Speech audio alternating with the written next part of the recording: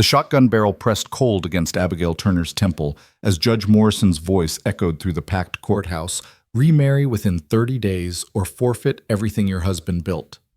Outside, the Wallace gang's horses lined Main Street like vultures circling a dying animal. Her only option stood in chains Jesse Calder, the scarred gunslinger who'd killed 7 men and now faced the gallows at dawn. "Marry him," the judge declared, "and you both live. Welcome to Cedar Ridge, where love arrives at gunpoint and salvation wears a killer's face." Stick around to see how a widow and an outlaw forge an empire from blood and dust, and drop a comment about where you're watching from. I'd love to know how far this story has traveled. The morning Thomas Turner died, Abigail found him face down in the wheat field with 3 bullet holes in his back.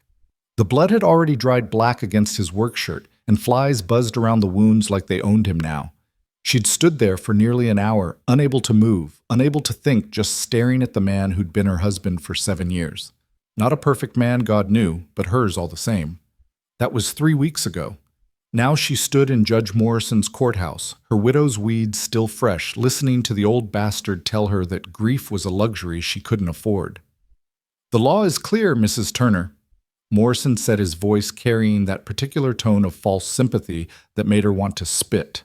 "A woman cannot hold property in this territory without a male guardian.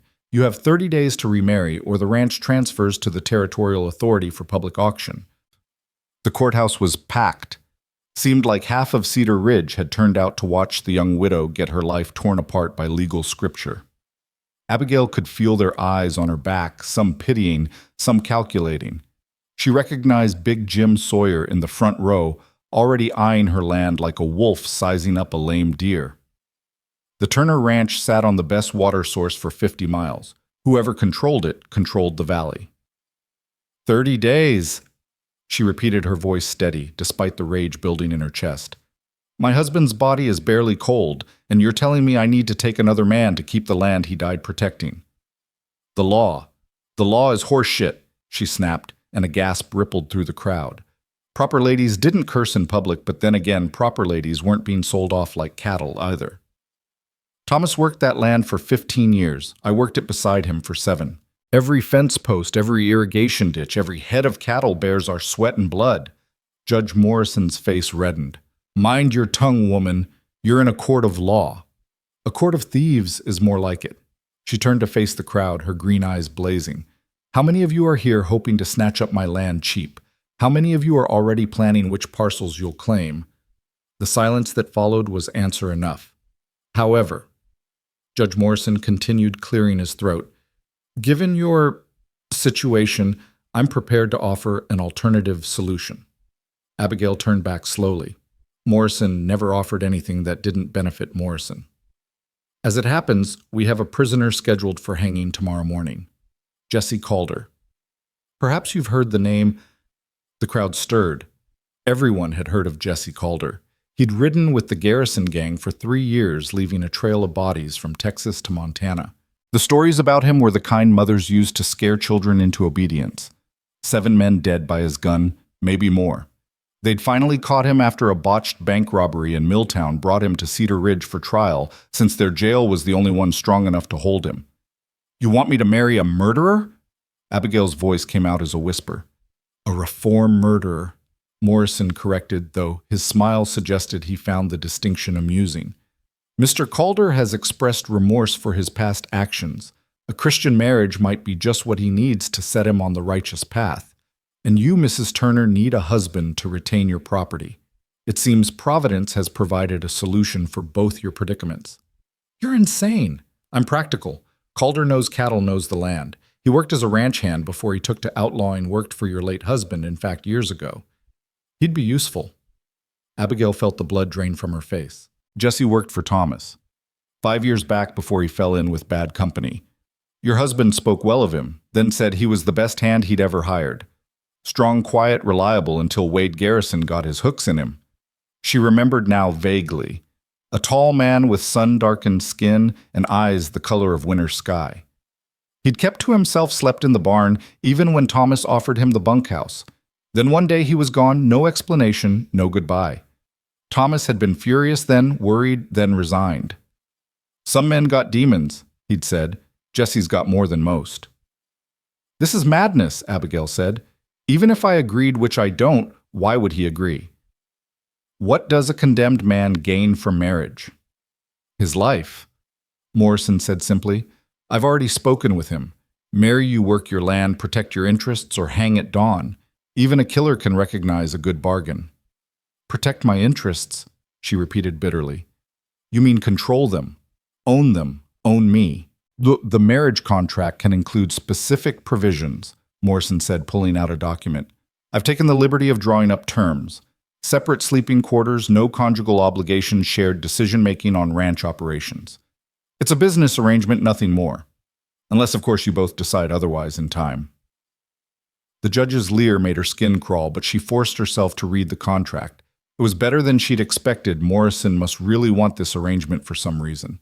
Probably had a deal with someone to acquire the ranch if she refused, and marriage to a condemned man was the only legal way to force her hand. I want to speak with him, she said, alone. Morrison's eyebrows rose. That's highly irregular. So is forcing a widow to marry a killer.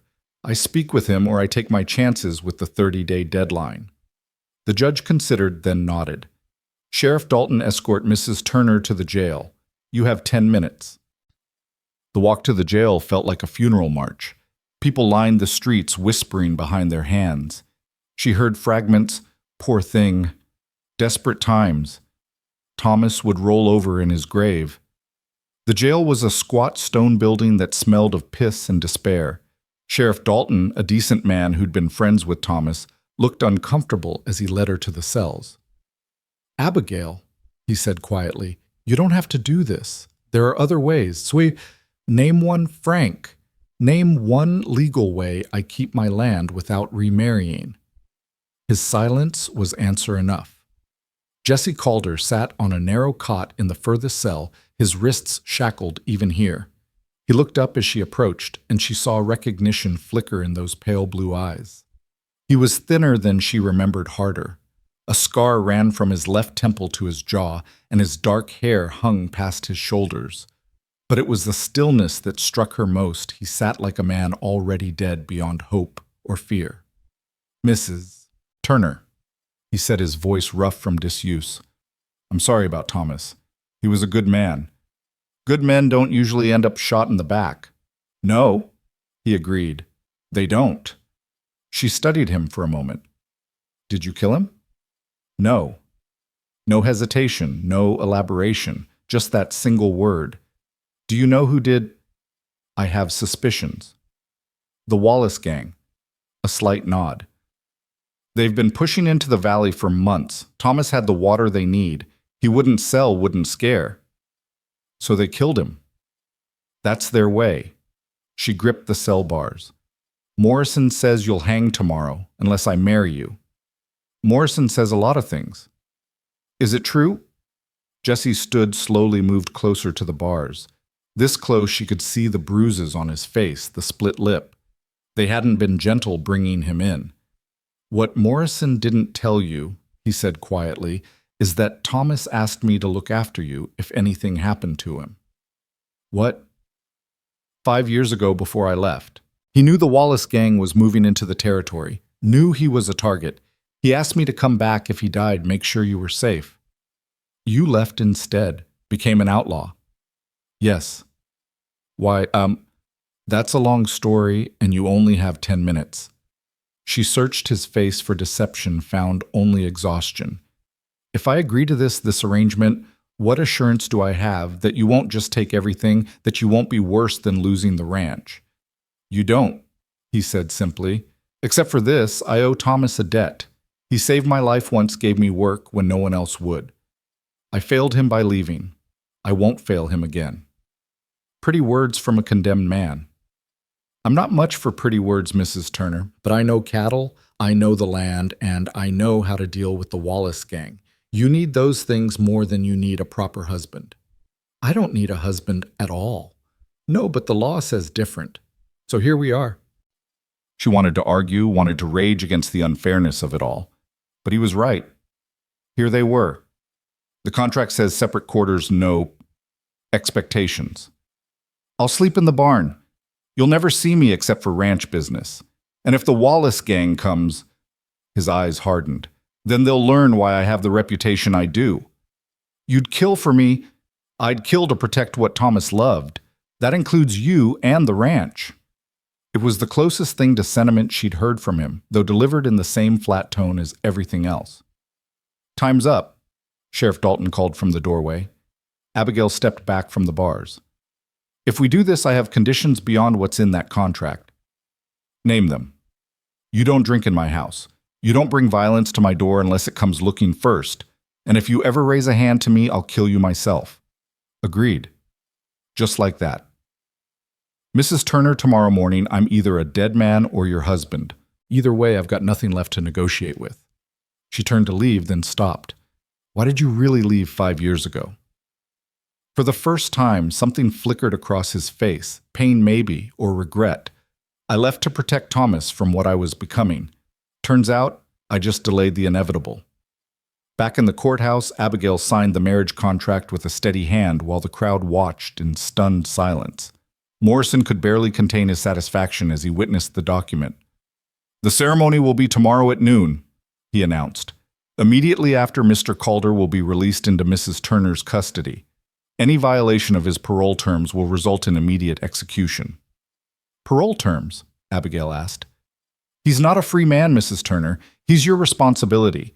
If he runs, you lose everything. If he commits any crime, you lose everything. You're betting your ranch on a killer's redemption. Big Jim Sawyer stood up in the gallery. This is a farce, Morrison. You're giving the Turner spread to an outlaw. I'm following the law, Mr. Sawyer. Mrs. Turner will have a legal husband as required. Unless you're volunteering for the position yourself. Sawyer's face reddened, but he sat down. Everyone knew he had a wife back east who refused to grant him a divorce.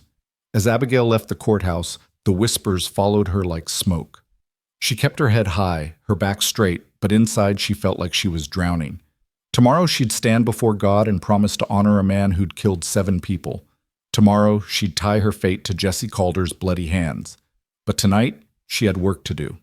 The Turner Ranch sat 3 miles outside Cedar Ridge, nestled in a valley where the sweet river curved like a lover's embrace.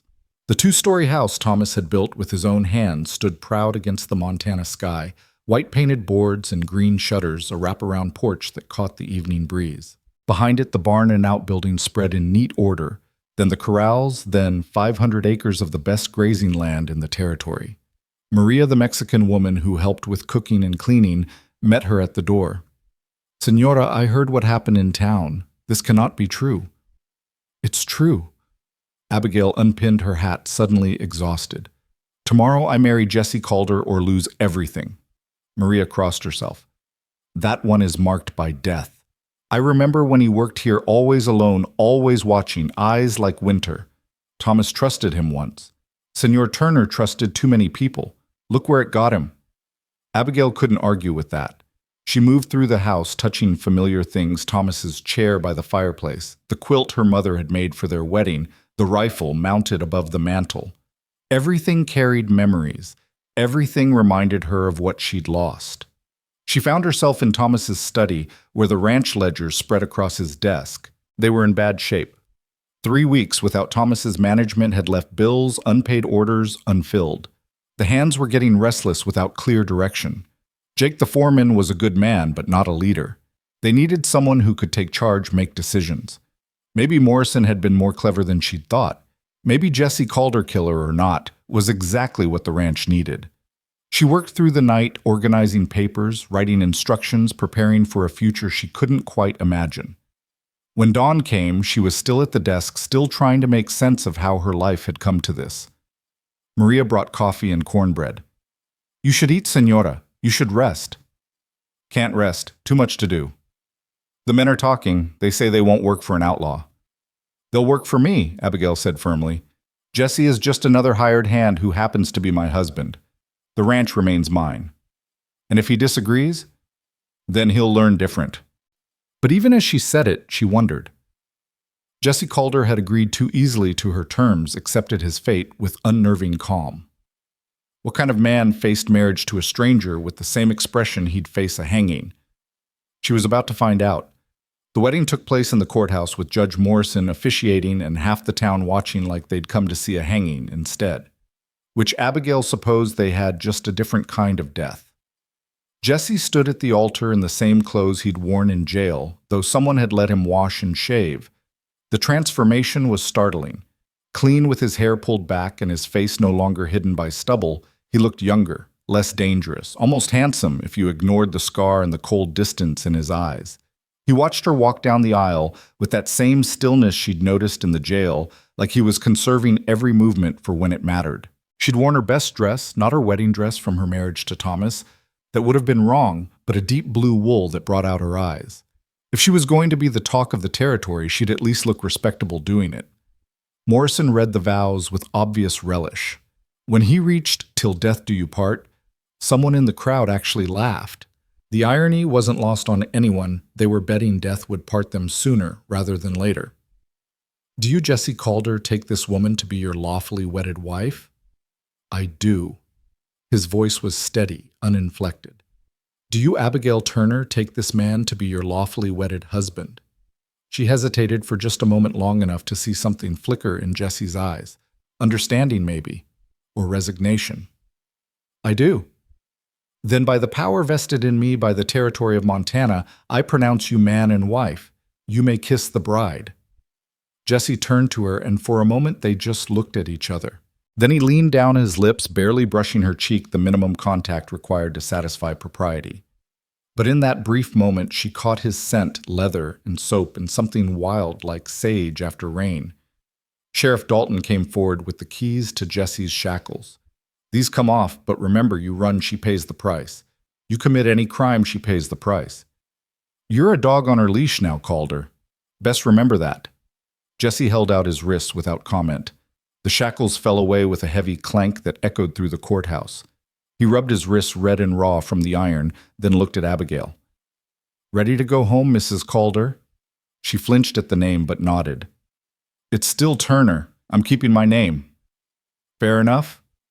They walked out of the courthouse together, married strangers while the town watched and whispered. Big Jim Sawyer stood by his horse, his face twisted with anger. "This ain't over," he called out. "That ranch should go to honest folk, not to killers and their whores." Jesse stopped walking.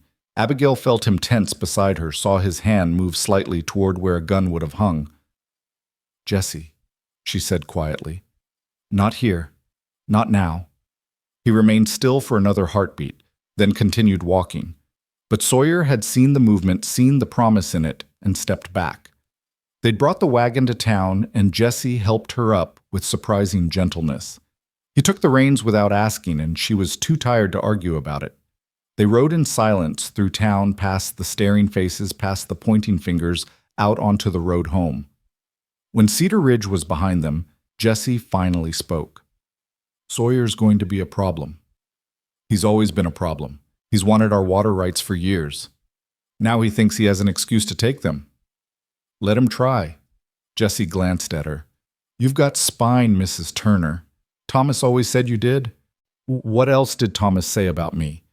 "That you were the best thing that ever happened to him, that he didn't deserve you, that if anything happened to him, someone should make sure you were safe. And you volunteered for that job. 5 years too late, but yes." "Why?" He was quiet for so long she thought he wouldn't answer. Then, "Because some debts can only be paid in blood or service. I owe Thomas both." "What debt? You said he saved your life." "He did. When I was 15, I killed a man who was beating my mother to death. Self-defense, but his family didn't see it that way. They came hunting. Thomas hid me in his barn for 3 weeks, told them he hadn't seen me. Taught me to work cattle, gave me a chance at a different life. But you chose the gun anyway." "The gun chose me. Some men are born for peace, Mrs. Turner. Others are born for war. The trick is knowing which you are. And which are you?" "I think we both know the answer to that." They pulled up to the ranch house as the sun reached its peak. The hands had gathered in the yard, Jake the foreman, old Pete the Sanderson brothers, a few others. They watched Jesse climb down from the wagon with hostile eyes. "Mrs. Turner," Jake said pointedly, ignoring Jesse. The boys and I been talking. We can't work for no outlaw. It ain't right. You work for me, Jake. Nothing's changed. Everything's changed, ma'am. You married a killer. Jesse stepped forward. You're Jake Morrison. Thomas spoke well of you. Don't matter what Thomas said. He's dead. Yes, Jesse agreed. He is. Shot in the back by the Wallace gang while his men were too scared or too slow to protect him. Which were you, Jake? Jake's face flushed red. I wasn't there. I was moving cattle in the north pasture just like Thomas ordered. Convenient. You saying something, outlaw? I'm saying Thomas Turner is dead. His widow needs this ranch to run, and you're standing here whining about your delicate sensibilities instead of doing your job. You want to quit. There's the road. You want to work, then get back to work. You can't give us orders. You're nothing but a... Jesse moved so fast, Jake didn't have time to react. One moment he was standing by the wagon, the next he had Jake's shirt in his fists lifting the smaller man off his feet. I'm the man who's going to keep this ranch running and you breathing, Jesse said quietly. The Wallace gang is coming. Maybe tomorrow, maybe next week, but they're coming. When they do, you can either stand with us or run. But if you stay, you take orders. From Mrs. Turner, first, from me second. Decide now. He released Jake, who stumbled backward. The foreman looked at Abigail, then at the other hands, then back at Jesse. I'll stay, he said finally. For Mrs. Turner. But you and I ain't friends, Calder. Don't need friends, need workers. What's the status of the herd? Jake blinked at the sudden shift to business. We got 300 head in the north pasture, another 200 in the valley. Lost about 30 to wolves last month. Spring calves are coming early. Already got 12 on the ground. Guards. What? How many men do you have watching the herd at night? None. We ain't never needed. You need them now. 2 men rotating shifts. The Wallace gang likes to scatter herds, pick off the strays. They'll hit the cattle before they hit the house. You seem to know a lot about their tactics. I rode with worse men than the Wallaces. I know how they think. Jesse turned to Abigail. I need to see the books know what we're working with. Debts, assets, contracts. She raised an eyebrow. Your ranch. But if I'm going to help defend it, I need to know what I'm defending. She wanted to argue, wanted to establish dominance, but he was right. And despite everything, he was approaching this like what it was, a business arrangement. After supper, she said, Maria will show you to the barn. You can set up in the loft. The loft's fine. He walked toward the barn without another word, leaving Abigail with the confused and angry hands. Jake spat in the dirt. This ain't gonna end well, Mrs. Turner. Then help me make it end better, Jake. We all want the same thing to keep this ranch running. Jesse knows things we need to know. Use him. Use a killer. Use a tool. That's all he is. But even as she said it, she wondered if it was true. The way he'd moved, the way he'd taken control. Jesse Calder was nobody's tool. He was a weapon, maybe, but weapons had a way of cutting both directions. That evening, she found him in the barn setting up a bedroll in the loft. He'd found Thomas's old work clothes in a trunk changed into worn denim and flannel that almost made him look like a regular ranch hand. Almost. Supper's ready, she said from below. I'll eat out here. You'll eat at my table. If we're going to make this work, the hands need to see us as united. You can't lead from the barn. He appeared at the edge of the loft, looking down at her. You sure you want me at your table? No, but I need you there. There's a difference. Something that might have been amusement crossed his face. Thomas said you were practical. He admired that. Thomas said a lot of things, apparently. You two were close. No, but we understood each other. Both of us were trying to outrun our nature. He was better at it than me. What do you mean? Jesse climbed down the ladder, landed soft as a cat despite his size. Thomas Turner wasn't always a rancher, Mrs. Turner. Before he came to Montana, he had another life, another name. That's ridiculous. Is it? You were married 7 years. How much did he tell you about his life before Montana? She opened her mouth to respond, then closed it. Thomas had always been vague about his past. Said his family was dead, said he'd come west for a fresh start. She'd never figured everyone deserved their secrets. What are you saying?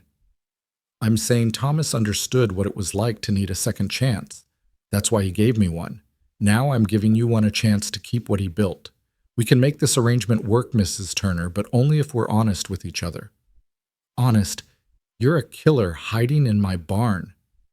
And you're a widow who just married that killer to keep her land. We're both what circumstances made us. Question is, what do we make of the circumstances? Before she could respond, the dinner bell rang. Maria signaled that food was on the table. The dining room felt wrong with Jesse in it. He sat in Thomas's chair. She hadn't meant for that to happen, but there was nowhere else to put him that wouldn't seem strange to the hands who took meals at the big house.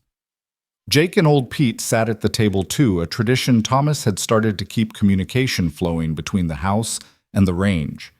Maria served beef stew and cornbread strong coffee and apple pie.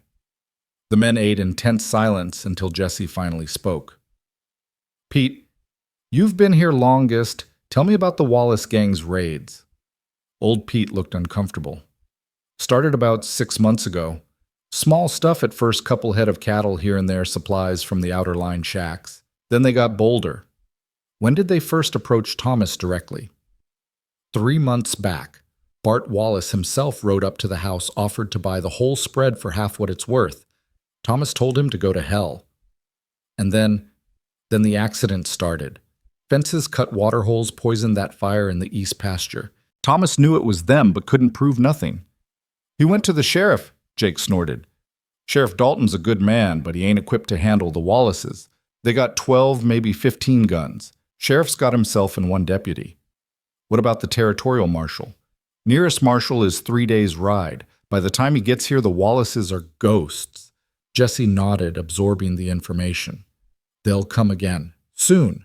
A widow alone was one thing. They could have waited, let the law take the ranch. But now they got you to deal with, Pete said, and it wasn't clear if he thought that was good or bad. They've got us to deal with, Jesse corrected. Every man on this ranch. They come for one, they come for all. That's how we survive. Pretty words, Jake muttered. Practical words. You think they'll stop with the Turner spread? Once they control the water, they control the valley. Every small rancher becomes their tenant or their corpse. So what do you propose? Abigail asked. First, we make the ranch defensible. Clear sight lines from the house, fortify the barn cache weapons and ammunition. Second, we organize the hands into watches.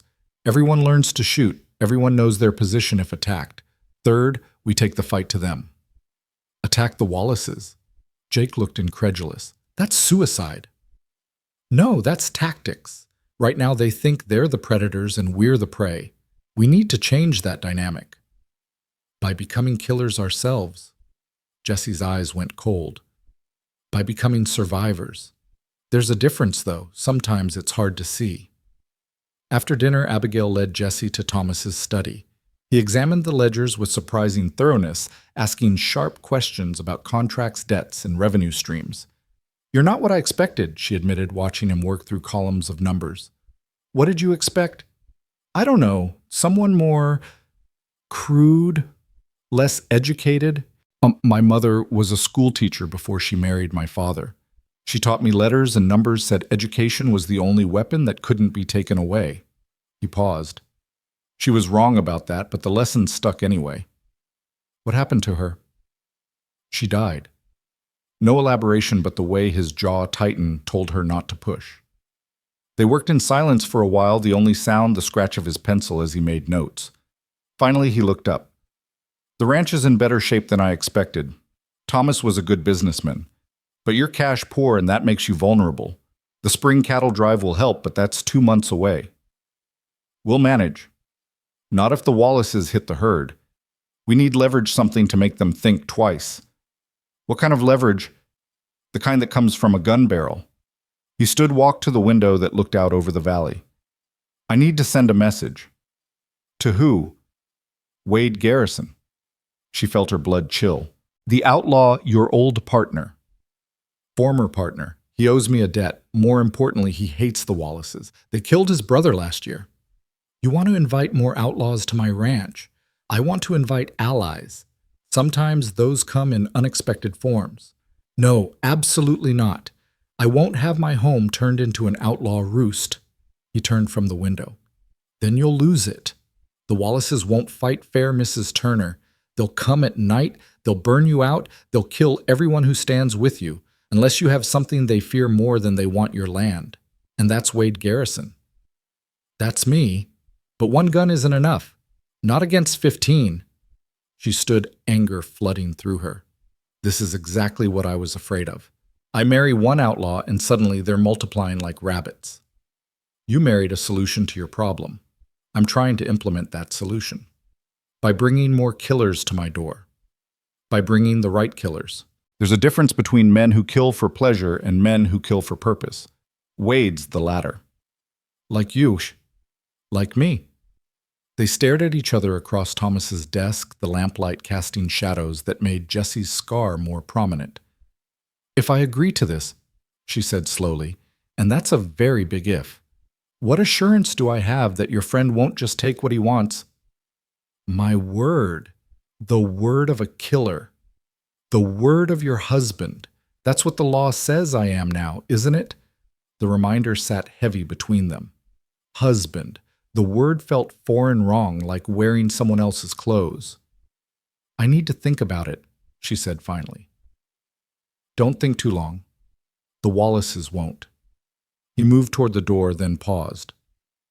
There's something else. Thomas didn't just die randomly.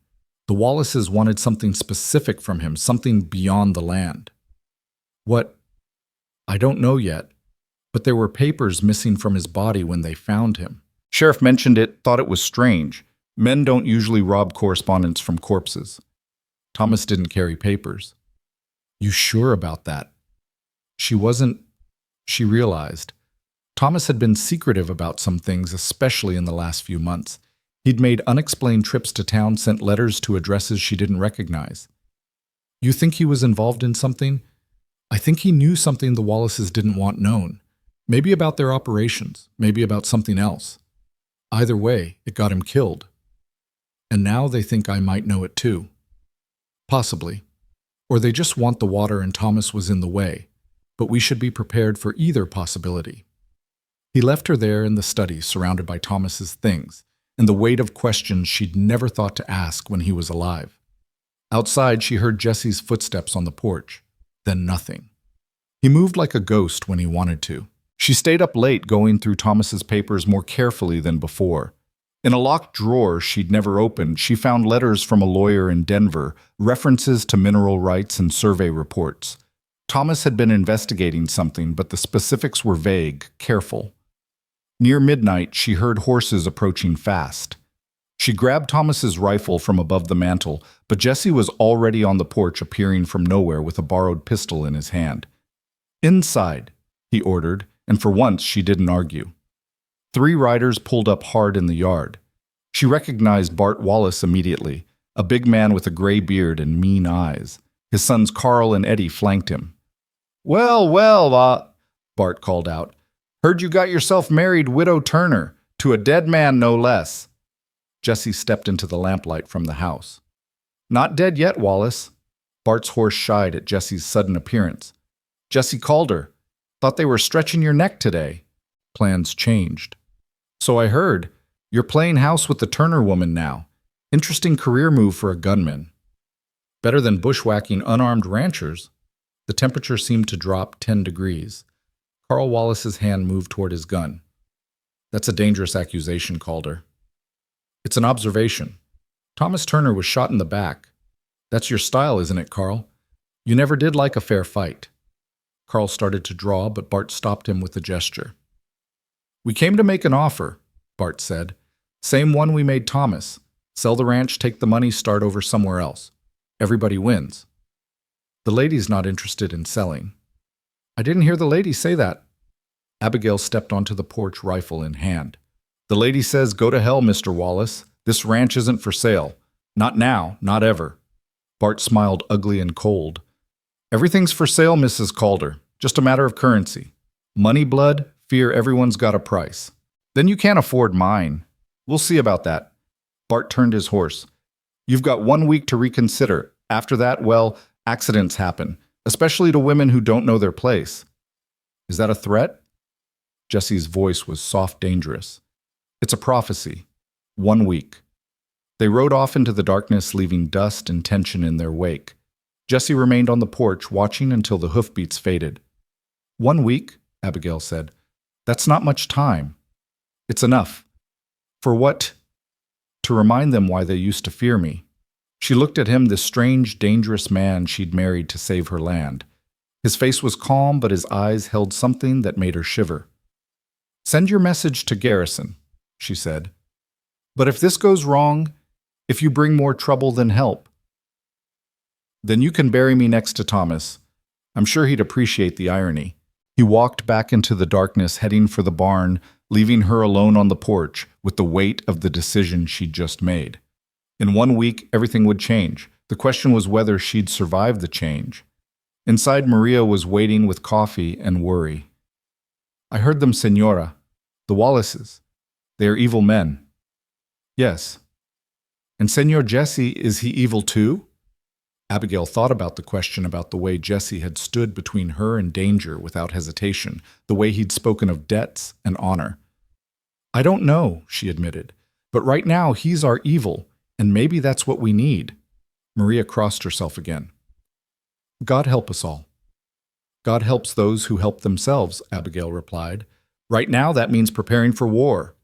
She spent the rest of the night cleaning and loading every weapon in the house, trying not to think about the fact that she was trusting her life to a man who'd taken 7 others. But as dawn broke over the valley, she realized a hard truth. Sometimes the only thing standing between civilization and chaos was someone willing to be uncivilized. Jesse Calder was that someone. For better or worse, he was hers now, her husband, her protector, her weapon against the coming storm. The next morning, she found him in the barn teaching Jake and the Sanderson brothers how to set up crossfire positions. They listened despite their obvious reluctance, understanding that survival might depend on this knowledge. You really think they'll come? Jake asked. They'll come, Jesse said with certainty. The question is whether we'll be ready. And if your outlaw friend shows up, what then? Then we'll have one more gun on our side, or one more threat to manage. Jesse met Jake's hostile gaze steadily. Every man chooses his side in a fight. Wade will choose ours. How can you be sure? Because I saved his life once. And because he hates the Wallaces more than he loves money. Sometimes that's enough. Later, Abigail watched from the kitchen window as Jesse worked with the hands, teaching them things Thomas never would have. How to fort up in the barn, how to create kill zones, how to move under fire. It was disturbing and necessary in equal measure. He's changing them, Maria observed standing beside her, making them into fighters. Making them into survivors, Abigail corrected, echoing Jesse's words. Is there a difference? Before she could answer, she saw a lone rider approaching from the south. Jesse saw him too, his hand moving instinctively to his gun. But as the rider got closer, Jesse relaxed. That's Wade, he said to Abigail as she joined him in the yard. My message must have reached him. Wade Garrison looked exactly like what he was, an outlaw who'd lived hard and violent, tall and lean with shoulder-length black hair and a face marked by fights and weather. He dismounted smooth as silk, his eyes taking in everything, the house, the barn, the defensive positions Jesse had been establishing. Jesse, he said, his voice carrying a Texas drawl. Heard you got yourself married instead of hanged, moving up in the world. Wade. Jesse's greeting was neutral. Thanks for coming. Well, when I heard Jesse Calder needed help against the Wallaces, how could I resist? Besides, his eyes found Abigail, and he swept off his hat in a mockery of gentlemanly behavior. I had to meet the woman who tamed the untamable. I haven't tamed anyone, Mr. Garrison, Abigail said coolly. This is a business arrangement. All the best marriages are... Wade grinned, but there was something sharp in it. So, Jesse, what's the play? The Wallaces gave us a week. We're going to make them regret it. Defense or offense? Both. They think they're dealing with a widow and some cowhands. They need to learn different. Wade nodded slowly. How many guns they got? 15, maybe more. And us? 8 if all the hands fight. 9 with you. Those aren't good odds. Since when have we ever had good odds? Wade laughed, a sound without much humor. True enough. All right, I'm in. But I want something clear, Mrs. Turner Calder, whatever you're calling yourself. I'm here because Jesse asked and because the Wallaces killed my brother. When this is over, I'm gone. I'm not looking to become a farmer." "Good," Abigail said. "I've got all the reformed outlaws I can handle." Wade's grin became more genuine. "I like her, Jesse. She's got sand. She's got more than that. She's got the best water rights in the valley, and the Wallaces want them. We're going to make sure they don't get them." That evening they planned. The dining table became a war council with Jesse, Wade, Abigail, and Jake studying a map of the ranch, marking approaches and defensive positions. "They'll come from the north," Wade said. "It's the easiest approach for a large group." "Unless they split up," Jesse countered. "Hit us from multiple directions." "Bart's not that smart." "Carl is, and he's hungry to prove himself." Abigail listened to them discuss violence with the casual expertise of men who'd lived it. It should have horrified her. Instead, she found herself grateful for their knowledge. "What about the cattle?" she asked. "We can't defend them in the house." "We don't try," Jesse said. "Let them scatter the herd if they want. Cattle can be gathered again. Dead people can't. That's our livelihood." "Your life is more important than your livelihood," Jesse cut her off. Thomas would say the same. The mention of Thomas quieted the room. Finally, Wade spoke. "Did Thomas know what he'd stirred up with the surveys and all?" Abigail's head snapped up. "What surveys?" Wade looked at Jesse, who sighed. "Tell her," Jesse said. "Your husband hired a surveyor from Denver 6 months ago. Quiet like paid cash. The surveyor found something valuable enough that the Wallaces wanted him dead for it." "What did he find?" "Nobody knows for sure.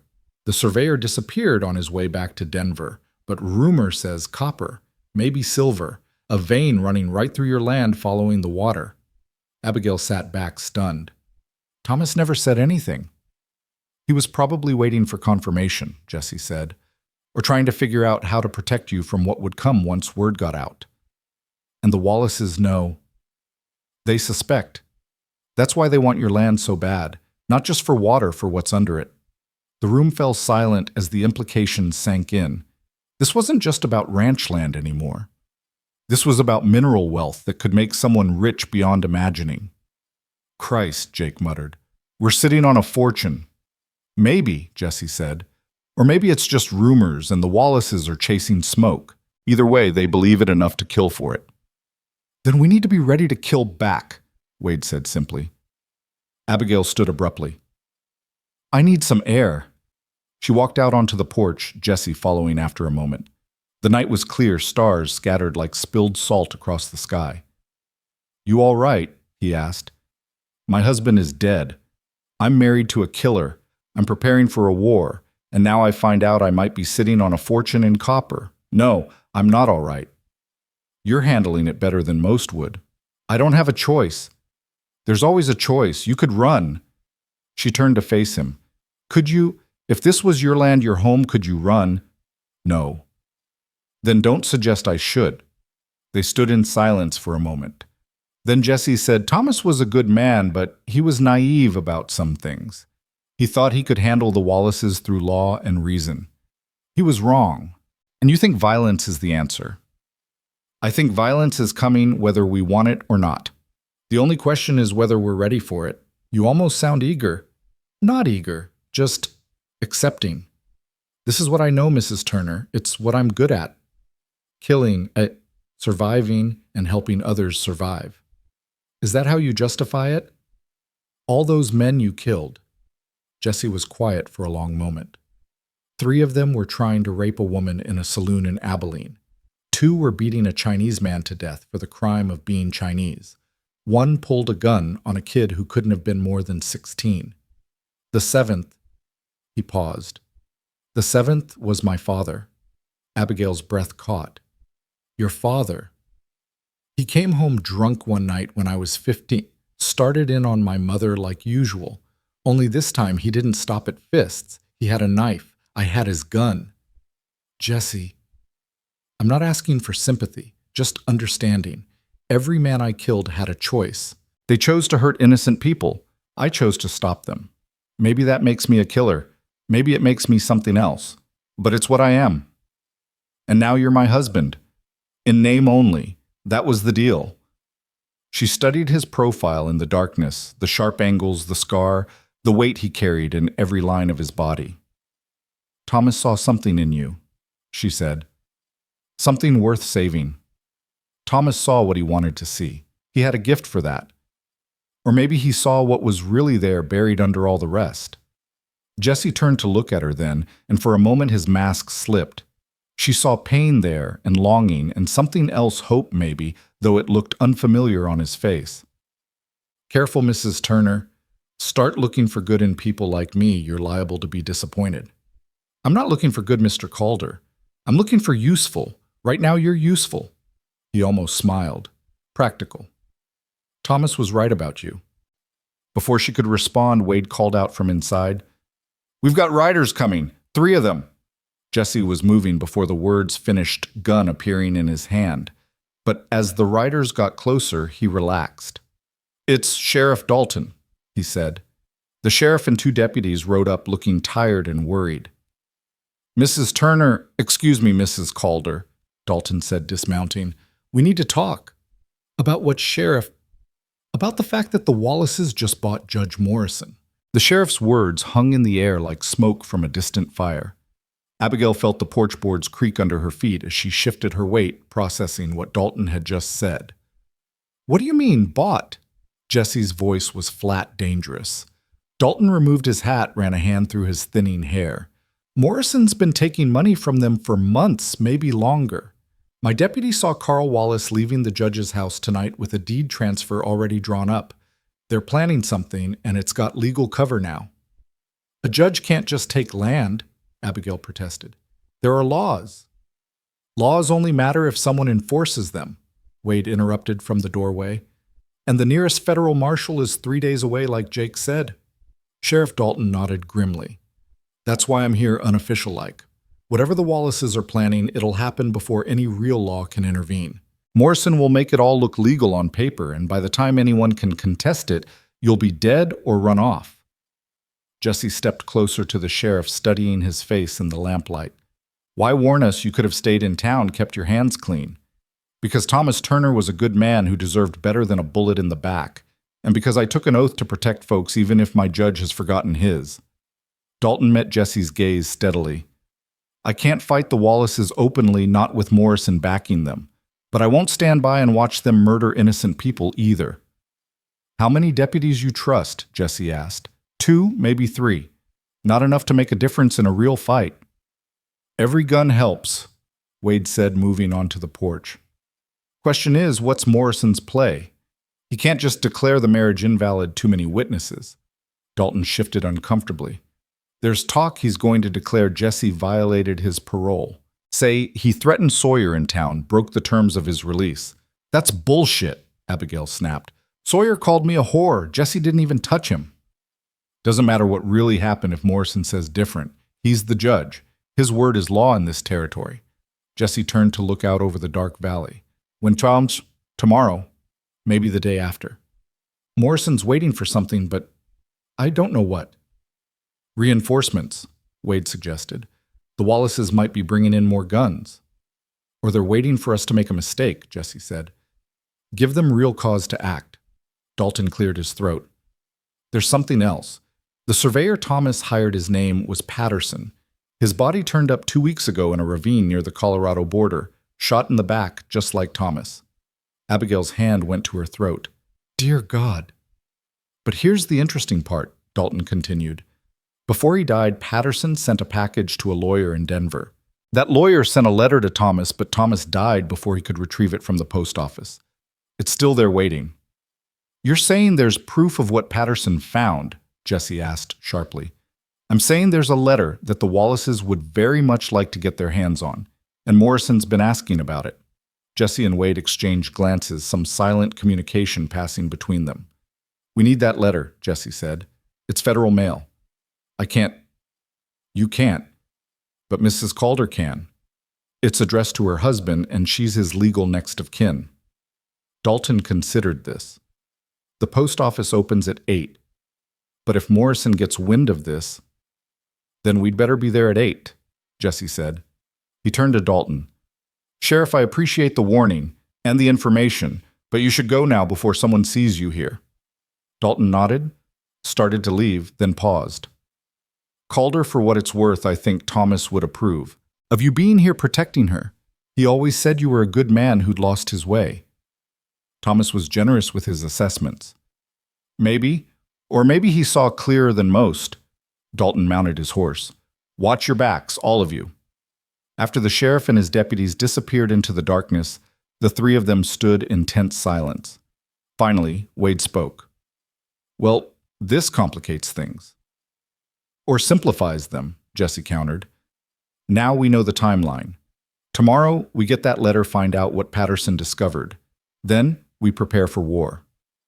You make it sound easy, Abigail said. Simple isn't the same as easy. Tomorrow's going to be dangerous. Morrison will have people watching the post office. Then we'll have to be ready for them, Wade said with a grin that was all teeth. Been a while since I had a good fight in town. Getting nostalgic just thinking about it. This isn't a joke, Abigail said sharply. No, ma'am, it's not. Wade agreed, his smile fading. But if you don't find something to smile about before a fight, the fear eats you alive. Jesse taught me that. Abigail looked at Jesse, who stood silent and still as stone. Is that true? Fear's useful if you control it, he said. Let it control you and you're already dead. She wanted to ask if he was afraid now, but something in his expression stopped her. Instead, she said, I'm going to town with you tomorrow. No, Jesse said immediately. It's too dangerous. It's my land, my fight, and my husband's letter. I'm going.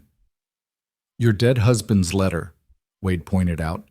Which makes you a widow, which makes the whole marriage thing complicated if Morrison wants to push it. Let him push.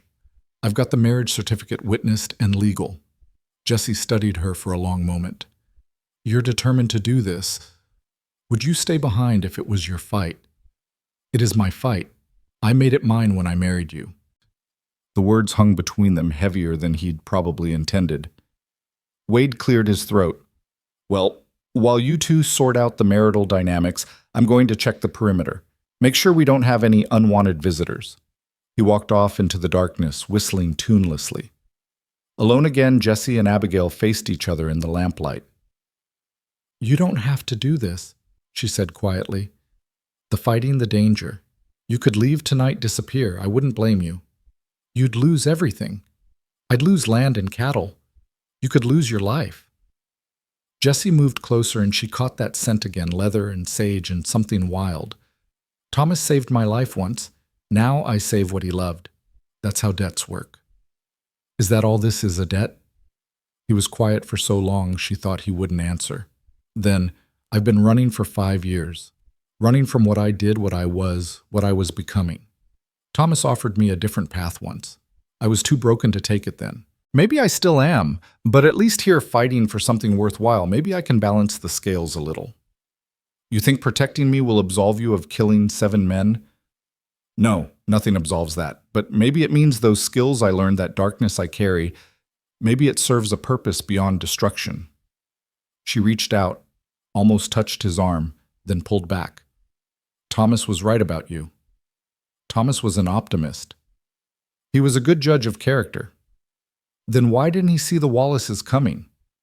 The question stung, but it was fair, because he wanted to believe in the goodness of people, even when evidence suggested otherwise.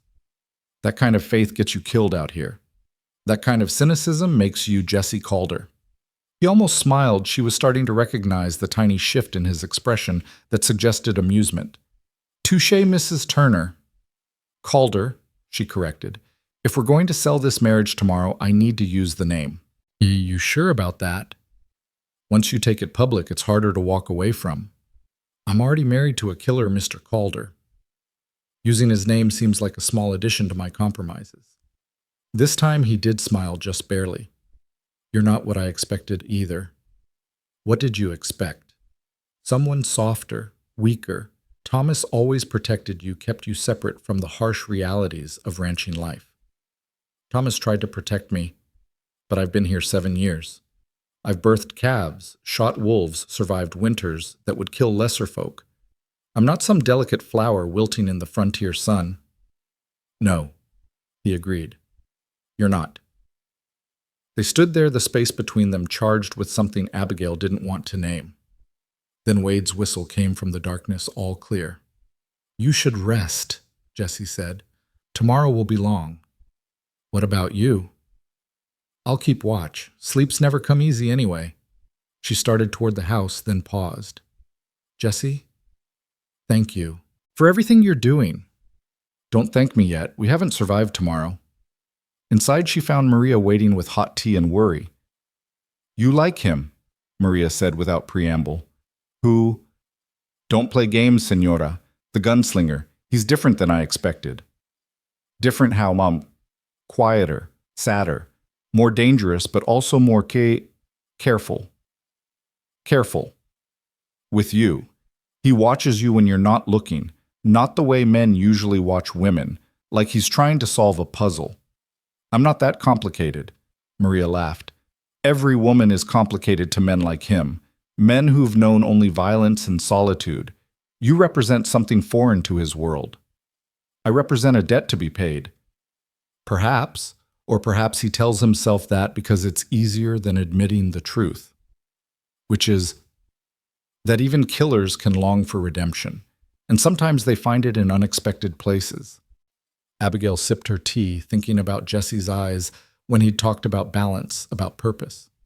He won't stay. When this is over, when the Wallaces are dealt with, he'll leave. Perhaps, or perhaps he'll find a reason to stay. I can't be that reason, Maria. I buried one husband 3 weeks ago. I won't. I can't. The heart doesn't always follow the mind's schedule, senora. Before Abigail could respond, she heard voices outside Jesse and Wade talking low and serious. She moved to the window, watched them checking weapons, planning tomorrow's trip to town. They moved with the easy coordination of men who'd fought together before, who knew each other's strengths and weaknesses. They're going to war for you, Maria observed. They're going to war for the ranch. Is there a difference anymore? Abigail didn't answer because she wasn't sure. The lines were blurring between business and personal, between necessity and choice, between Jesse Calder, the hired gun, and Jesse Calder, the man who stood on her porch watching the darkness for threats. She went to her room, the room she'd shared with Thomas, and tried not to think about the fact that his clothes still hung in the wardrobe, his boots still sat by the door. She'd have to clear them out eventually, but not yet. Not while his presence still lingered like morning mist. From her window she could see the barn where Jesse had made his bed in the loft.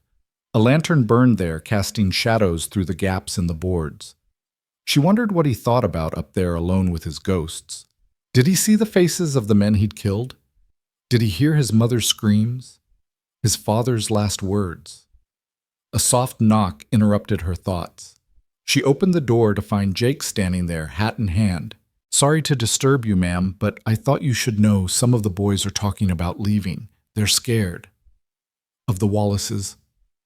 Of everything. The Wallaces, Jesse. This whole situation. Tom Sanderson says his brother wants to head to California, get away before the shooting starts. And you... What do you want, Jake? The foreman shifted uncomfortably. I've been here 8 years, ma'am. This is home. But I ain't a fighter. I'm a cowhand. Jesse can teach you. That's what scares me. Today I watched him show us how to set up an ambush, how to create crossfire, how to shoot to kill instead of wound. He's good at it, too good, made it seem natural as breathing. He's trying to keep us alive. I know, and I'm grateful. But ma'am, what happens after say we win, say we drive off the Wallaces? Then what, you've got a tamed killer on your hands, but how long does the taming last? You think he'll turn on us? I think men like Jesse Calder don't know how to live without violence. It's like asking a wolf to become a sheepdog. Maybe it works for a while, but eventually nature wins out. Abigail thought about Jesse's words earlier about balance, about purpose. Maybe you're right, or maybe some wolves are tired of hunting. Jake didn't look convinced. Just be careful, ma'am. Your heart's been through enough. After he left, Abigail lay in bed listening to the night sounds wind through the cottonwoods, a distant coyote, the creak of the house settling. Normal sounds that suddenly seemed precious, threatened. Sometime near midnight, she heard footsteps on the porch. Soft, careful, but she recognized Jesse's gait. She went to the window, saw him standing at the rail, looking out over the valley. The moon had risen, painting everything in silver and shadow. She pulled on a shawl and went outside. He didn't turn, but she knew he'd heard her. "Can't sleep?" she asked. "Wade's on watch. Figured I'd spell him in a couple hours." "That's not what I asked." He glanced at her. "Sleep, and I have an uneasy relationship. Too many ghosts waiting in the dark. The men you killed, among others." He was quiet for a moment. "I dream about my mother sometimes. She's trying to tell me something, but I can never hear her over the sound of the gun. The gun that killed your father. The gun that made me what I am. Once you kill family, everything else becomes easier, or maybe harder. I've never been sure which." She moved to stand beside him at the rail. "Do you regret it?" "Killing him?" "No, he would have killed her. But I regret what came after. The running, the violence, the reputation. I became the thing he was, a man who solves problems with his fists and his gun." "You're not like him." "How would you know?" "Because you're here protecting people instead of hurting them. Because you care about debts and honor. Because when Sawyer insulted me, you wanted to defend me, but you didn't because I asked you not to. Basic decency doesn't make me a good man." "No, but it makes you better than you think you are." He turned to look at her fully. In the moonlight, his scar was a silver line, like God's own mark of Cain. "Careful, Mrs. Calder. You're starting to sound like Thomas." Maybe Thomas was right. Thomas is dead. The brutal truth of it hit like cold water, but she didn't flinch. "Yes, but his faith in you doesn't have to die with him." "Faith," Jesse repeated like the word was foreign. "I've seen what faith gets you out here. A bullet in the back and a widow fighting for survival. And yet you're fighting for that widow." "I'm fighting because it's what I know how to do." "I think you're fighting because you want to be the man Thomas thought you could be." Jesse was silent for a long moment. Then, "You should go inside. Tomorrow starts early." It was a dismissal, but gentle. She started to leave, then paused. "Jesse, when this is over, when the Wallaces are gone, will you stay?" "That wasn't part of our arrangement." "Arrangements can change." "Not this one. I'm here to save the ranch and keep you safe. After that," he shrugged, "after that you'll be free to find a real husband, someone who doesn't come with blood on his hands and prices on his head." "What if I don't want a real husband?" "Then you'll be a wealthy widow with mineral rights and no one to answer to. Worse fates exist." She wanted to say more to explore the weight beneath his words, but Wade appeared from the shadows. "Riders," he said quietly. "North Ridge, moving slow, trying to stay quiet." Jesse was instantly alert, all traces of vulnerability gone. "How many? 3, maybe 4. Scouts most likely, checking our defenses." "Let them look," Jesse said. "Tomorrow they'll have bigger problems." The riders passed without incident, but the reminder of danger settled over them like dust. Abigail went back inside, but sleep didn't come. She lay awake thinking about tomorrow, about the letter waiting at the post office, about the fight that was surely coming. But mostly she thought about Jesse Calder standing guard in the darkness, carrying his ghosts and his guilt like armor against the world. Morning came too soon, gray and cold with the promise of rain. Abigail dressed carefully, her best riding clothes, practical but respectable. If she was going to face Morrison, and whatever trap he'd set, she'd do it, looking like a landowner, not a victim. She found Jesse and Wade in the kitchen, Maria feeding them eggs and bacon while they studied a map of the town. "Morrison will have men at both ends of Main Street," Wade was saying. "Maybe on the roofs, too." "The post office has a back door," Jesse replied. "Opens onto the alley behind the mercantile." "Which they'll also be watching." "Yes, but it's narrower, harder to coordinate an attack." Abigail poured herself coffee. "You're planning for a battle in the middle of town." "We're planning for possibilities," Jesse said. "Best case, we get the letter and get out clean. Worst case, we paint Main Street red," Wade finished cheerfully. "That's not happening," Abigail said firmly. "There are innocent people in town, children." "Which is why we're planning carefully," Jesse said. "Violence is a last resort, but if they push, then we push back harder," Wade interrupted. "It's the only language the Wallaces understand." Jake entered looking worried.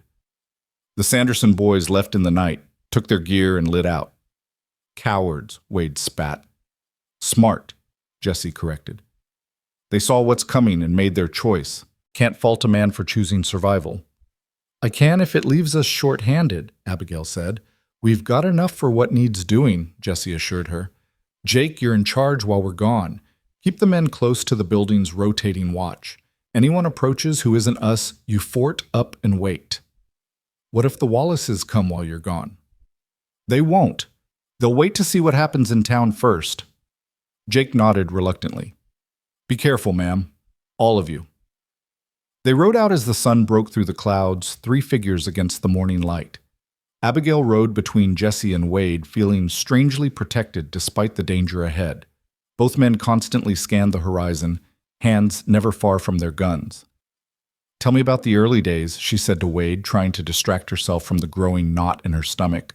When you and Jesse rode together. Wade grinned. Which story do you want? The time we held off 20 Apache with 6 bullets between us? Or when Jesse won a whole ranch in a poker game, then gave it back because the owner's daughter was crying? I was drunk, Jesse said flatly. You were soft, always were, even when you tried to be hard. That why you rode with him? Abigail asked Wade. Because he was soft. I rode with him because he saved my life. Twice. First time in El Paso when 3 men jumped me in an alley. Jesse happened by even the odds. Second time in Kansas when I was gut shot and dying. He stayed with me for 2 weeks, fought off claim jumpers and fever both.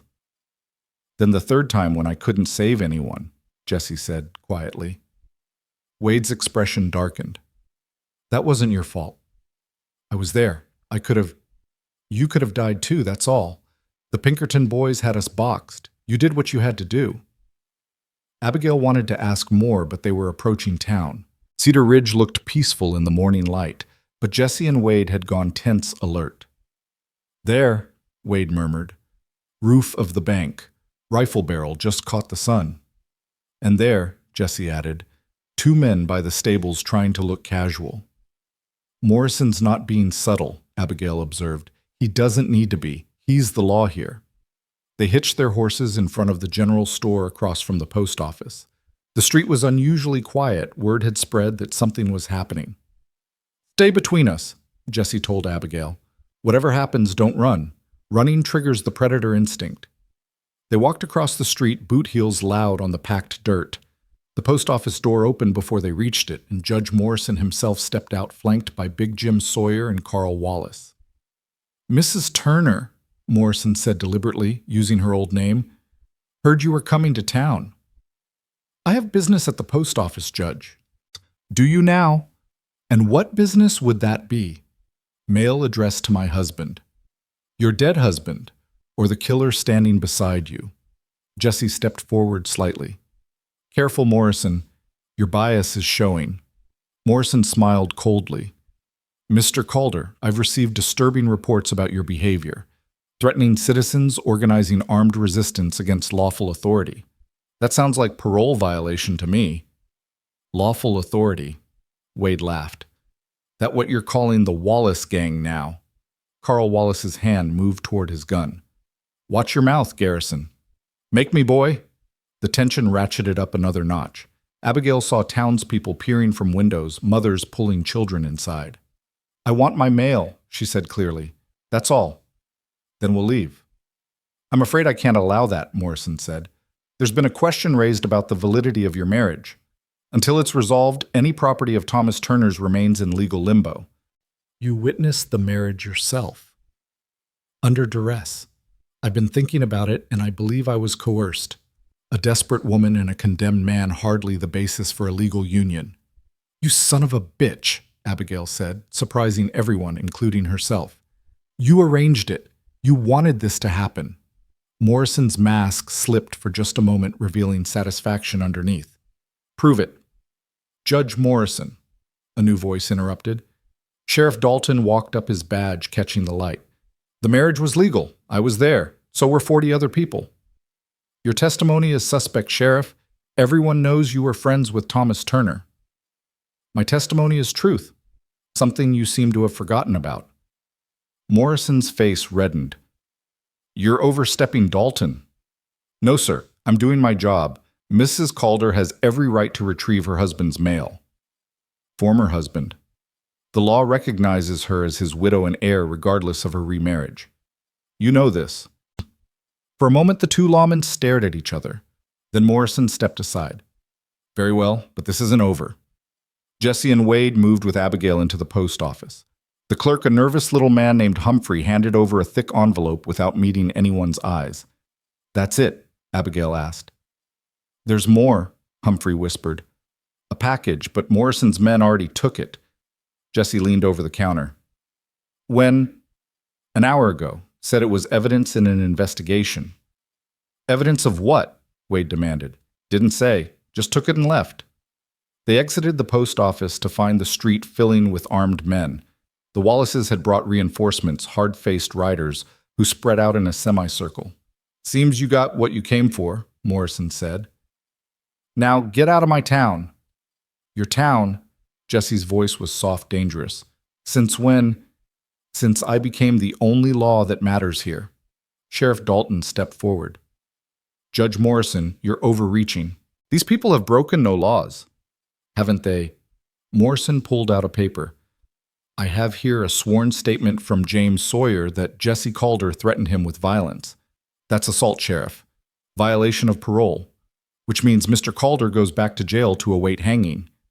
That's a lie, Abigail protested. It's testimony from an upstanding citizen. That's good enough for me. Morrison nodded to the armed men. Arrest him. Everything happened fast. Jesse pushed Abigail behind him as the Wallace men moved forward. Wade's gun appeared in his hand like magic. Sheriff Dalton stepped between the two groups, hands raised. Nobody needs to die here, the sheriff said urgently. Nobody except the killer, Carl Wallace said, grinning. Been looking forward to this. Carl said, Bart Wallace warned from his position near the bank. Not yet. But Carl was already moving his hand, going for his gun. Jesse was faster. He always was. His shot took Carl in the shoulder, spinning him around. Carl's gun fired into the dirt as he fell. Then everyone was moving. Wade covered their retreat as Jesse half-carried, half-dragged Abigail toward their horses. Gunfire erupted, windows shattered, people screamed. The horses! Wade shouted, firing at two men trying to cut off their escape. They reached their mounts as bullets whined overhead. Jesse practically threw Abigail into her saddle, then vaulted onto his own horse. Wade was still on foot, backing toward them, firing steadily. Wade, come on! Jesse yelled. Wade turned to run, and that's when Eddie Wallace shot him. The bullet took him low in the side, sent him stumbling. Jesse immediately dismounted, running to his friend. Get her out of here! Wade gasped, blood already soaking his shirt. Not without you. Jesse hauled Wade upright, half-dragged him to the horses. Sheriff Dalton and his deputies had taken cover trying to restore order, shouting for a ceasefire. But the Wallace men kept shooting, and now townsfolk were firing back, defending their shops and homes. Jesse got Wade onto his horse, then mounted behind him, holding him upright. Can you ride? He shouted to Abigail. Yes, then ride. They galloped out of town, bullets chasing them, until they were out of range. Behind them, Cedar Ridge erupted in chaos. The gunfight Morrison had started had spread beyond his control. They didn't stop until they reached a grove of cottonwoods 2 miles from town. Jesse lowered Wade to the ground, immediately checking the wound. How bad? Wade asked through gritted teeth. Bad enough. Bullet's still in there. Well, that's just perfect. Survived 20 gunfights without a scratch, and Eddie fucking Wallace is the one who gets me. You're not dying, Jesse said firmly. Not on my watch. Might not be your choice partner. As Abigail knelt beside them, tearing strips from her petticoat. We need to get him to the ranch. Maria knows some healing. Can't move him yet. He'll bleed out. Jesse packed the wound as best he could. We need to dig that bullet out. You know how... I've done it before. He looked at Wade. This is going to hurt. Everything hurts lately. Just do it. Jesse pulled his knife, cleaned it with whiskey from his saddlebag. Abigail hauled him down. She positioned herself at Wade's shoulders, gripping tight. Jesse worked quickly, efficiently, while Wade bit down on a leather strap to keep from screaming. When the bullet finally came free, Wade passed out. Is he alive? But we need to move now while he's unconscious. They got Wade back on the horse, Jesse holding him steady. The ride to the ranch felt endless every moment, expecting to hear pursuing hoofbeats, but they made it Jake and the others rushing out to help. Maria took charge, immediately directing them to carry Wade inside, shouting for hot water and clean cloths. She examined the wound with practiced eyes. The bullet came out clean, no fragments, but there's damage inside. He needs a real doctor. Can't risk going back to town, Jesse said. Then we do what we can and pray. While Maria worked on Wade, Jesse and Abigail retreated to the study. The letter from Denver still sat unopened on the desk.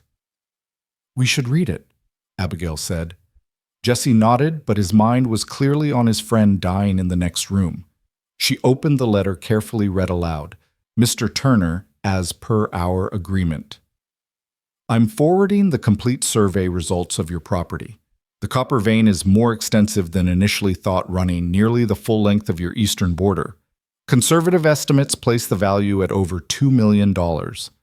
However, I must warn you, word of this discovery has leaked. Several parties have expressed interest, some less scrupulous than others. I urge caution in how you proceed. The enclosed samples and detailed maps should be kept secure. Your faithful servant, Jonathan Patterson. $2 million, Abigail breathed. Enough to kill for, Jesse said grimly. The package Morrison took that had the maps and samples. So now he knows exactly where the copper is. And he'll use that knowledge to justify taking the land. He'll claim mineral rights supersede property rights or some such legal manipulation. A knock at the door interrupted them. Jake entered looking grim. Riders coming, lots of them. Jesse was instantly alert. The Wallaces? No, sir. It's Sheriff Dalton and a posse, maybe 20 men. They went onto the porch to meet them. Dalton looked exhausted, his shirt torn and bloodied. Mrs. Calder, he said, dismounting heavily. I'm sorry, but I have to place Jesse under arrest. You can't be serious, Abigail said. Morrison's filed formal charges. Attempted murder of Carl Wallace, inciting a riot violation of parole. If I don't bring him in, Morrison will send the Wallaces with a warrant, and that'll be a bloodbath. This is wrong, and you know it, Abigail said. Of course it's wrong, but it's legal wrong, which is the worst kind. Dalton looked at Jesse. Will you come peacefully? Give me time to sort this out. Jesse was silent for a long moment, looking at the posse townsmen, mostly some sympathetic, some hostile. Then he looked at Abigail. If I go, the Wallaces will hit the ranch. You'll be defenseless. We'll manage. No, you won't. Not against 15 men. Then what do you suggest? Jesse turned to Dalton. Give me 3 days. Let me prepare the ranch for defense, then I'll turn myself in. Can't do it. Morrison wants you now. Morrison wants a lot of things. Doesn't mean he should get them. The tension stretched taut. Some of the posse shifted nervously, hands near their guns. Then a voice came from inside the house, weighed weak but clear. Sheriff Dalton. That's you. Dalton pushed past Jesse into the house, found Wade propped up in bed, Maria hovering nearby. Garrison, heard you were shot. Eddie Wallace is a better shot than I gave him credit for. Wade coughed specks of blood on his lips. Sheriff, I got something to say about the shooting in town. Save your strength. No, this needs saying. Carl Wallace drew first. Jesse defended himself and Mrs. Calder. That's the truth. Your word against Sawyer's. My word and about 10 other witnesses who'll speak up once they're not afraid of Morrison. Wade struggled to sit up straighter. Sheriff, you know what's happening here. Morrison's using the law to steal land. That ain't justice. Justice and law aren't always the same thing. Then maybe it's time to choose which one matters more. Dalton was quiet for a long moment. Then he turned to Jesse. I didn't find you here. You must have lit out after the shooting, headed for Mexico, maybe. I'll have to report that to Morrison. Sheriff, one of the posse started. Anyone disagrees can explain to their wives why they helped start a war over mineral rights they'll never see a penny from. Dalton looked around the room. The Wallaces and Morrison are using all of us. Question is, are we going to let them? Slowly, reluctantly, the posse members nodded agreement. Dalton moved toward the door, then paused. You've got maybe 24 hours before Morrison sends his own men. Whatever you're going to do it fast. After they left, Jesse stood silent for a moment. Then, he's right. We're out of time. So what do we do? Abigail asked. We take the fight to them, tonight. before they expect it. That's suicide, Jake protested. They have 3 times our numbers. In town, yes, but the Wallace Ranch is only guarded by 5 or 6 men. The rest are in Cedar Ridge waiting for orders. You want to attack their ranch? I want to burn it to the ground, Jesse said flatly. Send a message that the war goes both ways. That makes us no better than them. It makes us alive. Dead men don't get to claim moral high ground. Wade spoke from his bed. Jesse's right. Hit them where they feel safe. Make them afraid. You're in no condition. I can still shoot. Prop me in a wagon. I'll provide cover fire. This is insane, Abigail said. This is war, Jesse corrected. And in war, the side that strikes first usually wins. He looked around the room at the assembled hands, Jake, Old Pete, the 2 men who'd stayed. I'm not ordering anyone to come. This is volunteer only, but if we don't act now by tomorrow, the Wallaces will own this valley and everyone in it. I'm in, Pete said immediately. I'm too old to start over somewhere else. Jake hesitated, then nodded. Thomas gave me a chance when no one else would. I owe him this much. The others agreed, some reluctantly, some with enthusiasm. Jesse began outlining the plan, his voice calm and certain, as he detailed positions, timing, contingencies. Abigail watched him transform from the quiet, damaged man she'd begun to know into something else, a general preparing for battle. This was who he really was, she realized. Not a killer, but a warrior. There was a difference, though, as he'd said sometimes it was hard to see. As the sun set, painting the sky red as blood, they prepared. Weapons were cleaned, ammunition distributed, horses saddled. Wade was loaded into a wagon, despite Maria's protests, his rifle across his lap. You sure about this? Abigail asked Jesse as they stood on the porch. No, but I'm sure about what happens if we don't try. I'm coming with you. No. Yes, this is my fight, my land. I won't hide while others die for me. He turned to her, and for the first time since she'd met him, she saw real fear in his eyes. If something happens to you, then it happens. But I won't be a widow waiting at home for news of whether I'm ruined or saved. You're impossible. I'm practical. You said you admired that.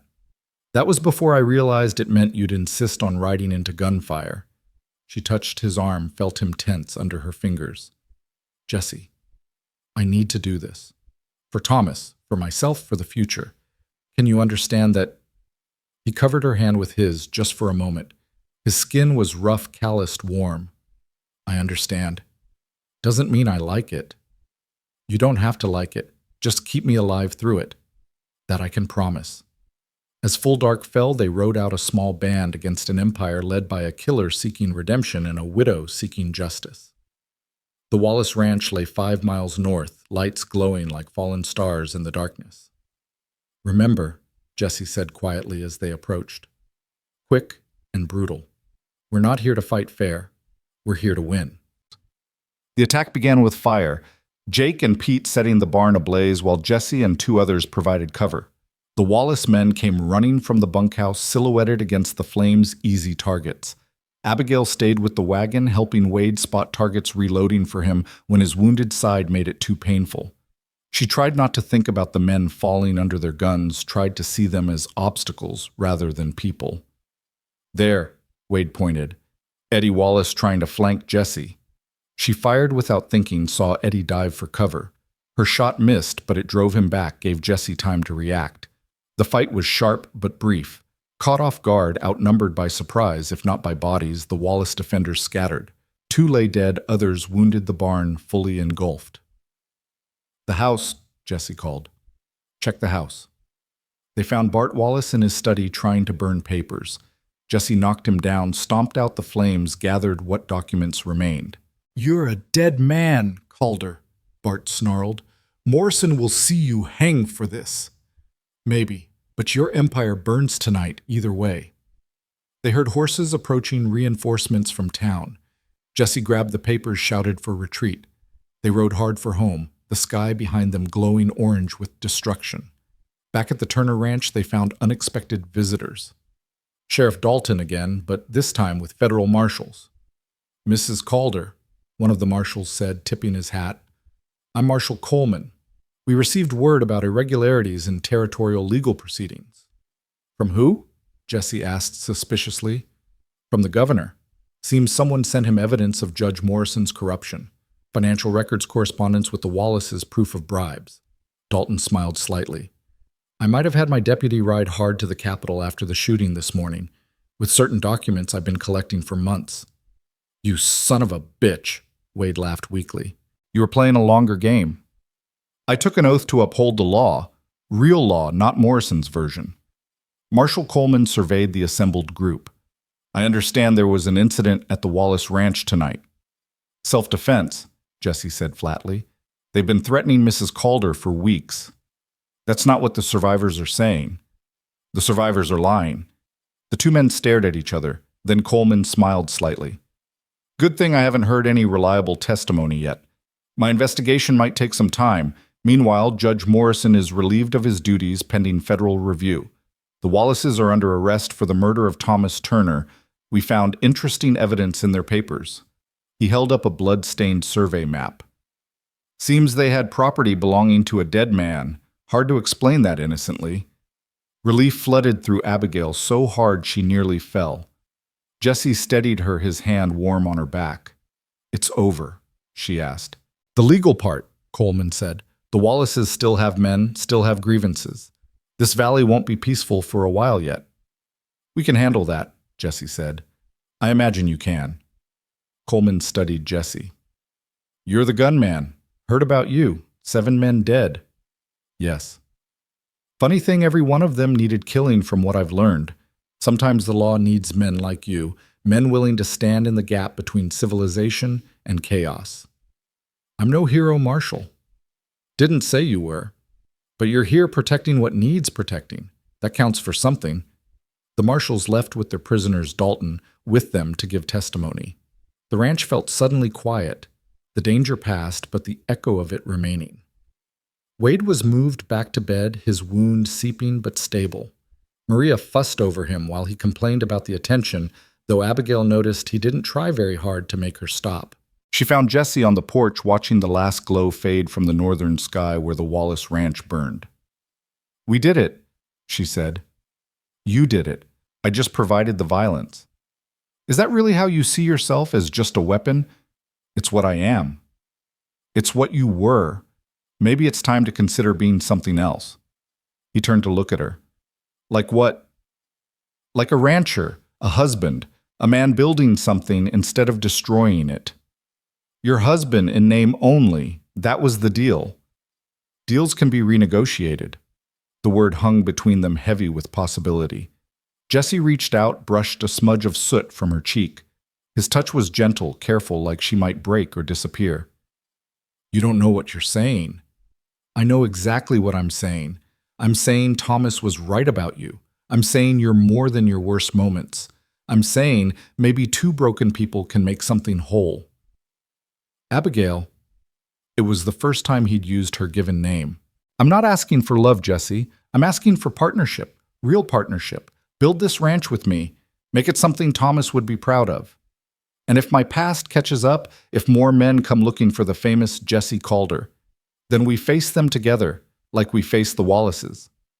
He was quiet for so long she thought he'd refuse. Then, I don't know how to be a husband, a real one. I don't know how to be a wife to anyone but Thomas. We'll figure it out. The town will talk. The town already talks. You deserve better. I deserve a choice. I'm choosing you. He kissed her, then sudden and fierce like he was drowning and she was air. She kissed him back, tasting smoke and possibility, danger and hope. When they parted, both were breathing hard. This is probably a mistake, he said. Probably. I'll probably disappoint you. Probably. But you want to try anyway? I want to try anyway. He smiled. Then a real smile that transformed his face made him look years younger. Thomas always said you were stubborn. Thomas was right about a lot of things. They stood together watching the stars emerge, 2 damaged souls in a dangerous land building something from ashes and hope. The weeks that followed, the Wallace raid passed in a strange calm, like the valley itself was holding its breath. Jesse moved his few belongings from the barn loft to the house. taking the small room at the end of the hall, close enough to protect far enough to maintain the boundaries they were both still navigating. Wade recovered slowly, Maria's herbs and careful tending pulling him back from the edge. He spent his days on the porch, rifle across his lap, watching the horizon with eyes that never quite relaxed. "You're making a mistake," Wade told Jesse one morning as they repaired a fence line. "Settling down playing house. It's not who you are." Jesse twisted wire around a post, his movements precise and economical. "Maybe it's who I'm trying to be." "Trying?" Wade spat tobacco juice into the dirt. "That's the problem right there. You can't try to be something else. You either are or you aren't. You saying people can't change, I'm saying wolves don't become shepherds just because they start guarding sheep instead of eating them." Jesse straightened, looked out over the valley where cattle grazed peacefully. Thomas thought different. Thomas is dead. His belief doesn't have to be. Wade shook his head. "You're going soft, partner. That widow's got you thinking you can wash the blood off your hands with honest work and good intentions." "Maybe I can't, but I'm going to try. And when someone comes looking for the famous Jesse Calder, when some young gun wants to make his reputation by killing you, then I'll deal with it. In front of her, you're going to gun down men in front of your wife." The word wife still felt strange, but Jesse was learning to wear it. "If I have to." "And you think she'll look at you the same after—" Jesse didn't answer because he didn't know. The Abigail who'd stood beside him during the Wallace fight was different from the woman who'd signed marriage papers in the courthouse. She was harder now, more pragmatic. But would that pragmatism survive watching him kill again? That afternoon, Marshal Coleman returned with news that chilled them all. Morrison had been released on bail, disappeared before the federal trial could begin. The Wallaces, wounded but not broken, had retreated to their remaining property, gathering new men, making new threats. "It's not over," Coleman warned. "Men like that don't forgive. They'll come again, maybe not tomorrow or next week, but they'll come." "Then we'll be ready," Jesse said. Coleman studied him. "You planning on staying heard you were a traveling man. Plans change. So do people, or so they say. Question is whether the change sticks when pressure comes." That night, Abigail found Jesse cleaning his guns in Thomas's study, her study now, though she still thought of it as her late husband's space. "Coleman's right," she said. "They'll come again." "Yes." "Does that change things between us?" Jesse looked up from the Colt he was cleaning. "Does it change things for you?" "I asked first." He set down the gun, turned to face her fully. "Nothing's changed for me. I knew what this was when I agreed to stay. Question is whether you understand what you've tied yourself to. A man who'll protect what's his. A killer who'll kill again when threatened. There's a difference." She moved closer, close enough to smell the gun oil and leather. "Show me." "What?" "Show me how to defend myself. Teach me what you know." Jesse's eyes narrowed. "That's not knowledge you can unlearn." "Good. I don't want to unlearn it." He stood, picked up one of Thomas's pistols from the desk. "This was your husband's, but—" "Yes." "Ever fire it?" "At wolves. Coyotes. Never at a man." "Pray you never have to." He handed her the weapon. "But if you do, here's what you need to know." For the next hour, he taught her not just how to shoot, which she already knew, but how to fight. How to draw fast aim, true fire without hesitation. How to use cover, create distance, control panic. "Fear makes you stupid," he said, adjusting her stance. "Anger makes you reckless. You need to find the cold place between them. The place you live. The place I visit when necessary." His hands on her arms were gentle but firm, positioning her correctly. She could feel his breath on her neck as he leaned close to adjust her grip. "You're thinking too much," he said. "Hard not to with you pressed against me like that." He stepped back immediately. "Sorry." "I didn't say stop." The tension between them crackled like lightning about to strike. Then Maria's voice called from the house riders approaching. They rushed to the porch to find Sheriff Dalton arriving with a stranger, a well-dressed man from back east by the look of him. "Mrs. Calder," Dalton said. "This is Mr. Harrison from the Patterson Mining Company. He's come about the copper." Harrison tipped his hat. Ma'am, I represent a consortium interested in purchasing mineral rights to your property. Not interested, Abigail said flatly. You haven't heard my offer. Don't need to. This land isn't for sale. Not the land, ma'am, just the mineral rights. You keep ranching, we dig for copper. Everyone profits. Jesse stepped forward. Who else knows about this offer? Harrison looked nervous. Well, I may have stopped in town, made some inquiries. So the whole valley knows. Jesse turned to Dalton. This is going to bring every vulture in the territory. Already has, Dalton said grimly. There's men in town I don't recognize, hard men, the kind that solve problems with bullets. Mr. Harrison, Abigail said, you need to leave, now, before you bring more trouble to my door. Ma'am, my offer is legitimate. Your offer is a death sentence. Every greedy bastard in Montana will come trying to take what you're trying to buy. Leave. Harrison left confused and offended. Dalton lingered. He's right about one thing, the sheriff said. That copper's worth more than all the cattle in the territory. You can't sit on it forever. Watch me, Abigail said.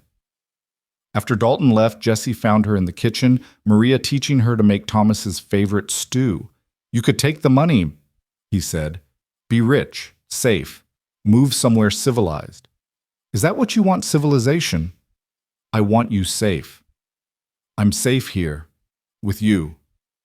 You're a target here, with me. She turned from the stove.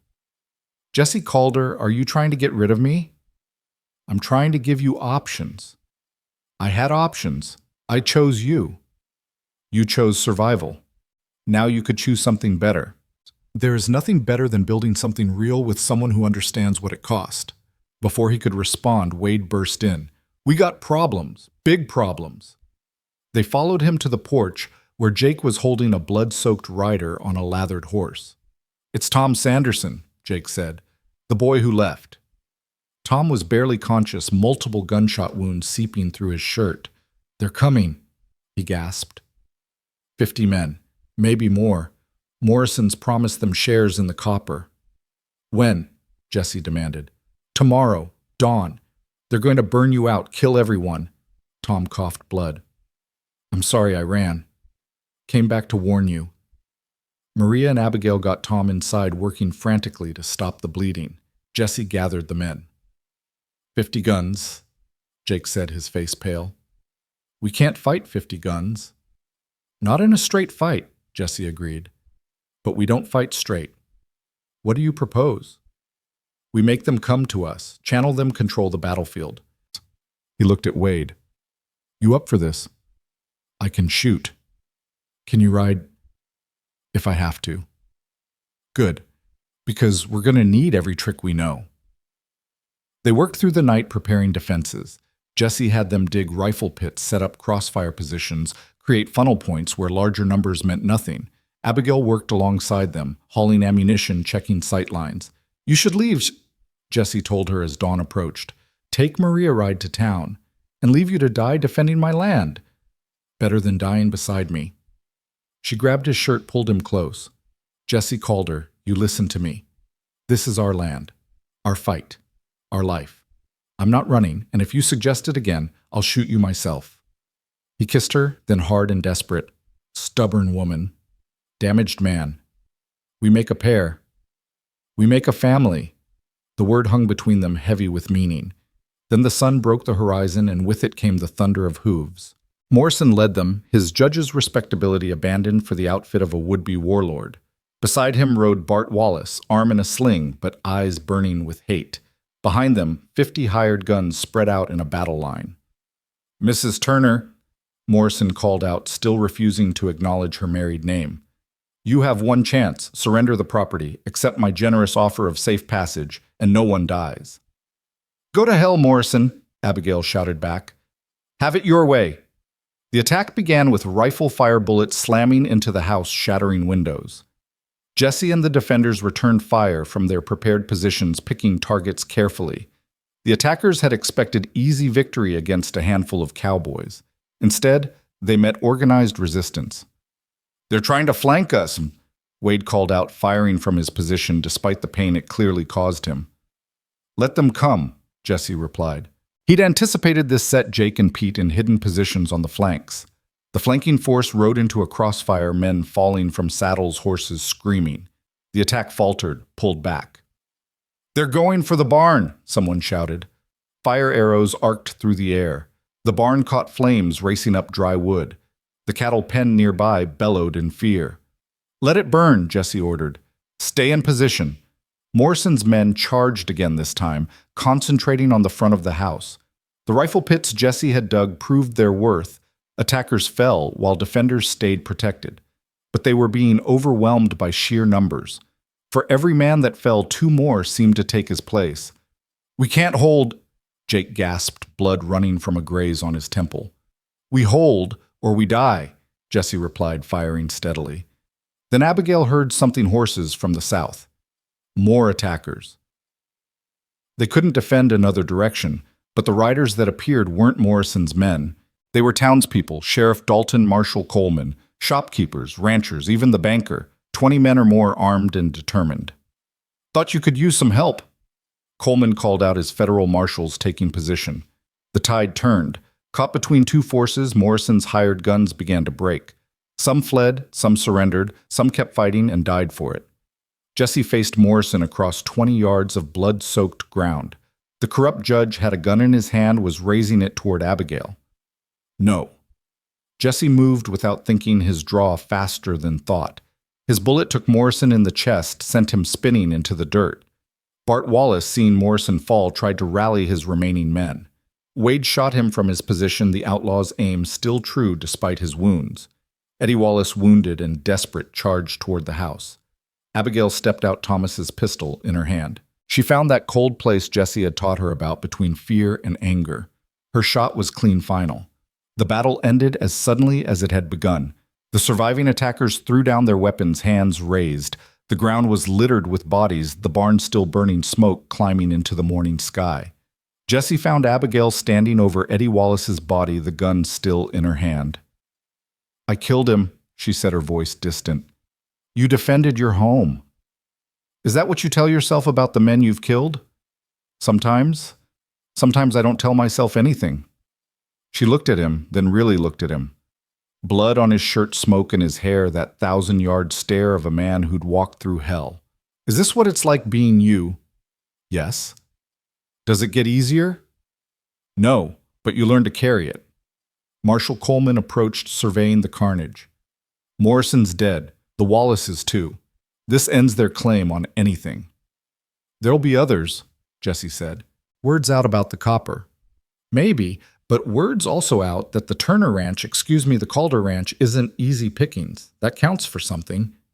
As the marshals and townspeople dealt with the aftermath, Jesse and Abigail walked to the hill where Thomas was buried.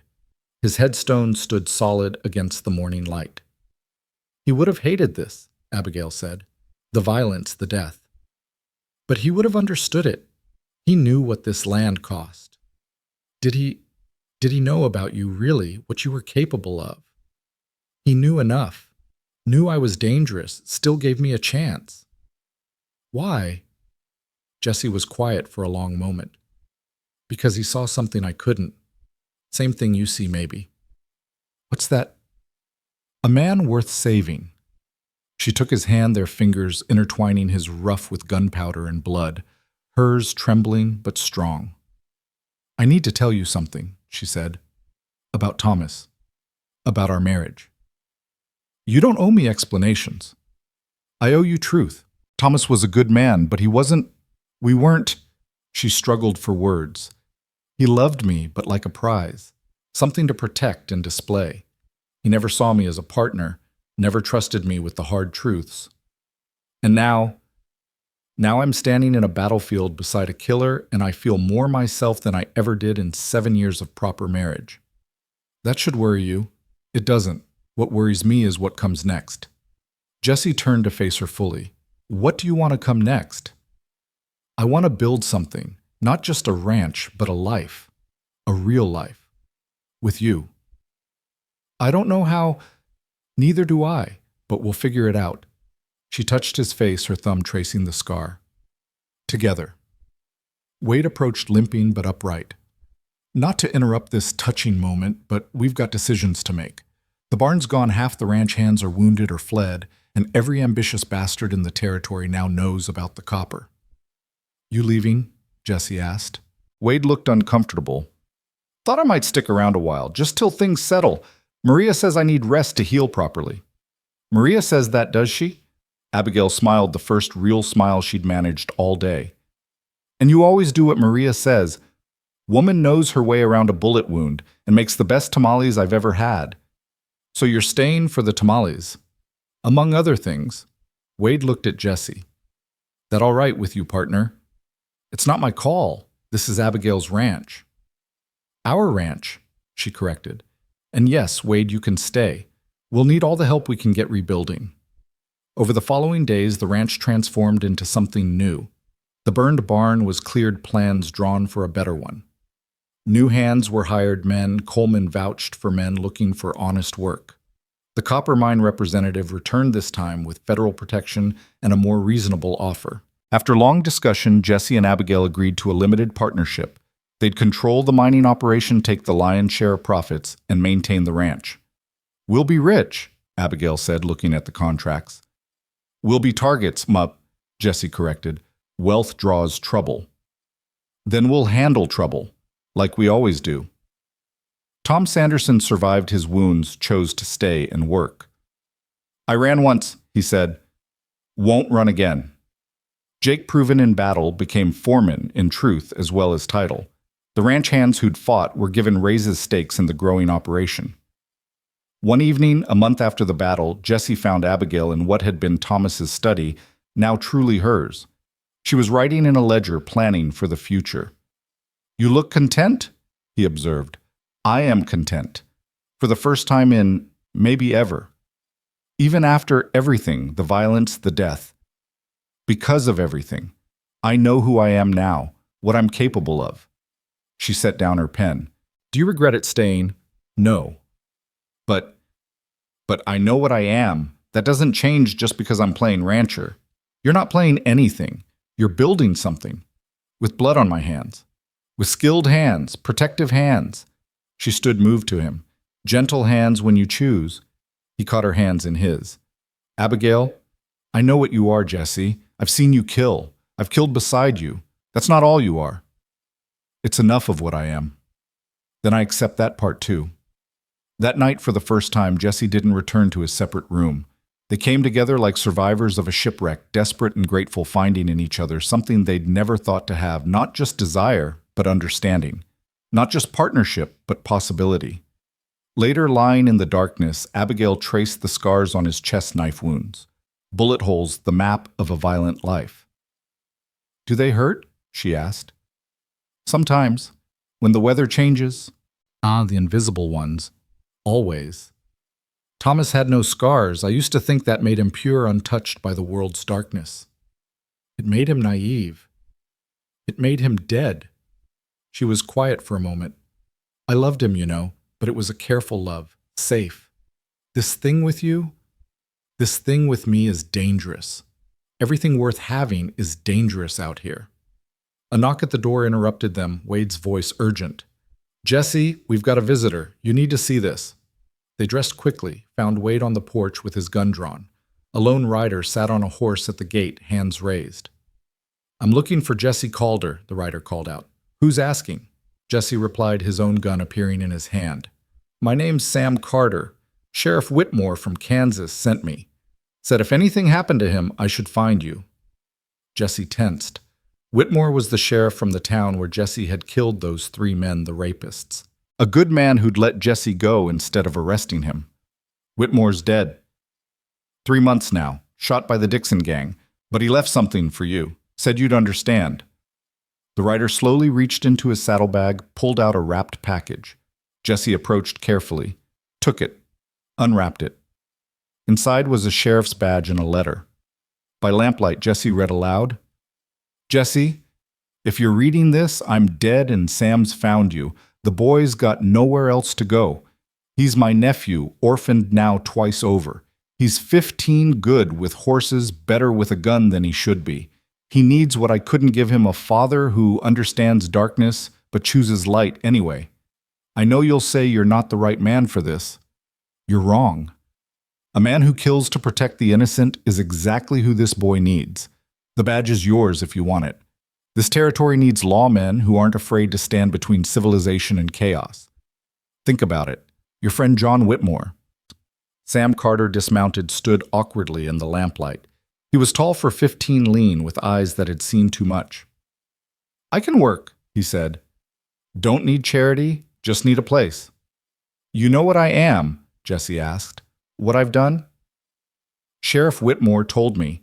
Said you were the most dangerous man he'd ever met. Also the most honorable when you chose to be. Abigail stepped forward. You're welcome here, Sam. We've got room. It's not your decision, Jesse said quietly. Yes, it is. This is what we do now. We take in strays, we build family from broken pieces. She looked at Jesse. Unless you object. Jesse studied the boy, saw himself at that age, lost, angry, one bad choice away from a dark path. You follow rules, he told Sam. You work hard, you learn what we teach, you cause trouble, you're gone. Yes, sir. Don't call me sir. Jesse's fine. Yes, Jesse. Wade laughed. Christ, we're becoming a regular orphanage. What's next, puppies? But there was warmth in his voice. Maria had been tending his wounds with special care lately, and he'd been finding reasons to stay near the kitchen. Sam was given Thomas's old room. Abigail had finally cleared it out, keeping only a few precious items. The boy settled in quickly, eager to prove his worth. He had his uncle's sense of justice, but something harder underneath, something that recognized Jesse as kin, in spirit if not blood. Why did Whitmore really send him to you? Abigail asked one night. Because he knew what the boy could become without guidance. Whitmore arrested me once years ago before the killings that made my reputation. I was Sam's age, angry at the world. He could have sent me to prison. Instead, he let me go, told me I had a choice, become the monster everyone expected, or become something better. You chose monster. I chose survival. The monster came with it. And now I'm trying to choose what Whitmore saw, what Thomas saw, what you see. What do I see? I don't know, but I hope I can become it. Winter came early that year, snow falling thick and white, covering the scars of battle. The new barn rose against the sky, bigger and better than before. The copper mine broke ground, carefully managed the profits already flowing. Sam proved himself invaluable, working harder than hands twice his age. Jesse taught him not just ranch work, but the harder lessons. How to read men's intentions, how to defend without becoming aggressive, how to carry violence as a tool rather than identity. You're good with him, Abigail observed, watching Jesse teach Sam to quick draw. He reminds me of myself. That's what worries me. Me too, but maybe that's why I can help him. I know the mistakes he's prone to. Wade had officially moved into the house, though he spent most nights in Maria's quarters, a development everyone pretended not to notice. His wound had healed, but he stayed finding purpose in protecting something rather than destroying it. One evening, as snow fell soft outside, they gathered for dinner: Jesse, Abigail, Wade, Maria, Sam, Jake, and old Pete. The table Thomas had bought for formal occasions now held their makeshift family. I've been thinking, Abigail said, about the future, about legacy. Dangerous territory, Wade commented. Everything here is dangerous, but I want to build something that lasts beyond us. A school, maybe. A proper town. Something civilized. Civilization's overrated, Jesse said. Says the man reading Shakespeare in his spare time. Sam looked up surprised. You read Shakespeare? My mother taught me, said even killers should appreciate beauty. Was she right? I don't know, but I keep reading hoping to find out. After dinner, Jesse found himself on the porch with Sam. The boy was cleaning his uncle's gun movements, careful and precise. You miss him? Jesse asked. Every day. He was the only family I had left. Family's not just blood. That what this is family. Jesse looked through the window at Abigail, laughing at something Maria said. Wade arguing with Jake about cattle prices, Pete dozing by the fire. It's something. Maybe that's enough. Uncle John said you were lost once, said you found your way, still finding it. Think I'll find mine. You're 15, you've got time. You were 15 when you killed your father. Jesse turned sharply. Who told you that? Uncle John said it was self-defense, but it marked you, said every choice after got harder. He was right. Am I marked by what I've seen, what's happened? Jesse studied the boy, saw the weight he carried. Maybe, but marks don't define us. What we do with them does. That night, Abigail found Jesse standing by Thomas's grave. Snow covered the headstone, softening its edges. You come here often, she asked. Sometimes. To think. To remember. What do you think he'd say about us about all of this? I think he'd be glad you're safe, glad the ranch is thriving. And about you and me? Jesse was quiet. I don't know. I hope he'd understand. I think he would. He wanted me happy. Safe, yes, but happy too. She took his arm. I wasn't happy with him, not really. Content maybe, comfortable, but not happy. And now I'm standing in a graveyard with a killer talking to my dead husband about my current one, and somehow it makes perfect sense. Your life has taken a strange turn. Our life, that's what it is now, ours. They walked back to the house together, snow crunching under their boots. Inside, warmth and light waited their cobbled-together family playing cards, arguing politics, planning for spring. Jesse, Abigail said quietly, I need to tell you something. Something in her tone made him stop. What? I'm pregnant. The words hit him like a physical blow. He stared at her, unable to speak. Say something, she whispered. How? The usual way, I assume. I mean, Thomas... No, the timing's wrong. It's yours. Ours. Jesse sank into a chair, his legs suddenly unable to hold him. A father. Him. A killer. A gunman. A man with blood on his hands. A father. You're upset, Abigail said. I'm terrified. Of a baby. Of failing it. Of being my father. Of bringing a child into this violence. She knelt beside him, took his face in her hands. You're not your father. You've proven that every day since you've been here. And this child, our child, will know love, protection, family. Family, he repeated. I don't know how. Neither did I when I married Thomas.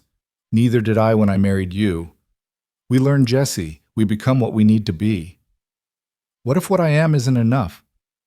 Then we'll make it enough. Together. He pulled her close, buried his face in her hair. A child. Our child. Our child. From the other room came laughter. Wade telling some outrageous story from his outlaw days, Sam hanging on every word despite Maria's disapproval. This was their world now, dangerous and safe, violent and peaceful, broken and whole. When, Jesse asked, Summer, Maria thinks. Summer. He pulled back, looked at her. We'll need to prepare, make the ranch safer, deal with any remaining threats. Already planning for war. Planning for peace, but ready for war. She smiled. There's my practical gunslinger. There's my impossible widow. Not widow anymore. Wife, mother, partner. Warrior, he added. You stood beside me in battle. That makes you a warrior. Then our child will be a warrior too, but hopefully one who never needs to fight. Jesse thought about that, a child who could be innocent, protected, free from the weight of violence. It seemed impossible and necessary all at once. Wade appeared in the doorway. You two coming Sam's about to learn why you never draw to an inside straight. They rejoined the others, the news of the baby still private between them. But Maria caught Abigail's eyes, smiled knowingly. Nothing escaped that woman. As the evening wore on, Jesse found himself watching this unlikely gathering. A year ago, he'd been riding with outlaws, leaving bodies in his wake. Now he sat at a family table, planning for crops and cattle, teaching a boy to be better than his circumstances, loving a woman who'd seen his worst and chosen him anyway. The transformation seemed impossible, but here it was. Not redemption exactly, the dead stayed dead, the blood remained on his hands. But something else. Purpose, maybe. Or just the simple grace of being needed for something other than violence. Outside, snow continued to fall, covering the scars of battle, the graves of enemies, the blood-soaked ground where they'd made their stand. Come spring, grass would grow, flowers would bloom, and their child would enter a world made safer by terrible choices. Jesse Calder, killer gunman, husband, soon-to-be father, stood at the window watching the snow. Behind him, his family, strange and perfect, and his continued their evening. Ahead lay challenges he couldn't yet imagine. But for now, in this moment, it was enough. The widow and the gunslinger had found something neither expected, not just survival, but a reason to survive. Not just partnership, but love. Not just a ranch, but a home. And in that home, against all odds and expectations, they would build a future from the ashes of their pasts. Spring came slowly to the valley that year, ice clinging to the river's edge well into April. Jesse watched the thaw from the porch. Each morning, coffee in hand, calculating threats and possibilities with the same careful attention. The copper mine had drawn engineers from Denver, their presence changing the character of Cedar Ridge almost overnight. Where once there had been a handful of shops and saloons, now temporary buildings sprouted like mushrooms after rain. "You're brooding again," Abigail said, joining him with her own cup. Her pregnancy was showing now, the curve of her belly visible beneath her shawl. "Thinking. Same thing with you." She studied his profile. "What troubles you?" "Change. Too much too fast. Every new face could be trouble. Or opportunity. Optimist. Realist. We can't stop progress, Jesse. We can only guide it." He turned to her. "That's what worries me. I know how to stop things. Guiding's harder." Before she could respond, Sam came running from the barn. "Riders coming, 6 of them." Jesse's hand went to his gun, but Sam shook his head. "They're not hostile. Least don't look it. One's wearing a badge." The riders approached slowly, deliberately, non-threatening. The leader, a man with silver hair and a federal marshal's star, dismounted at a respectful distance. "Mr. Calder, name's Bill Hutchinson, federal marshal out of Denver." "Marshal." Jesse stayed on the porch, hand still near his weapon. "What brings you to our valley?" "Trouble, I'm afraid. The kind that follows copper strikes." Hutchinson removed his hat.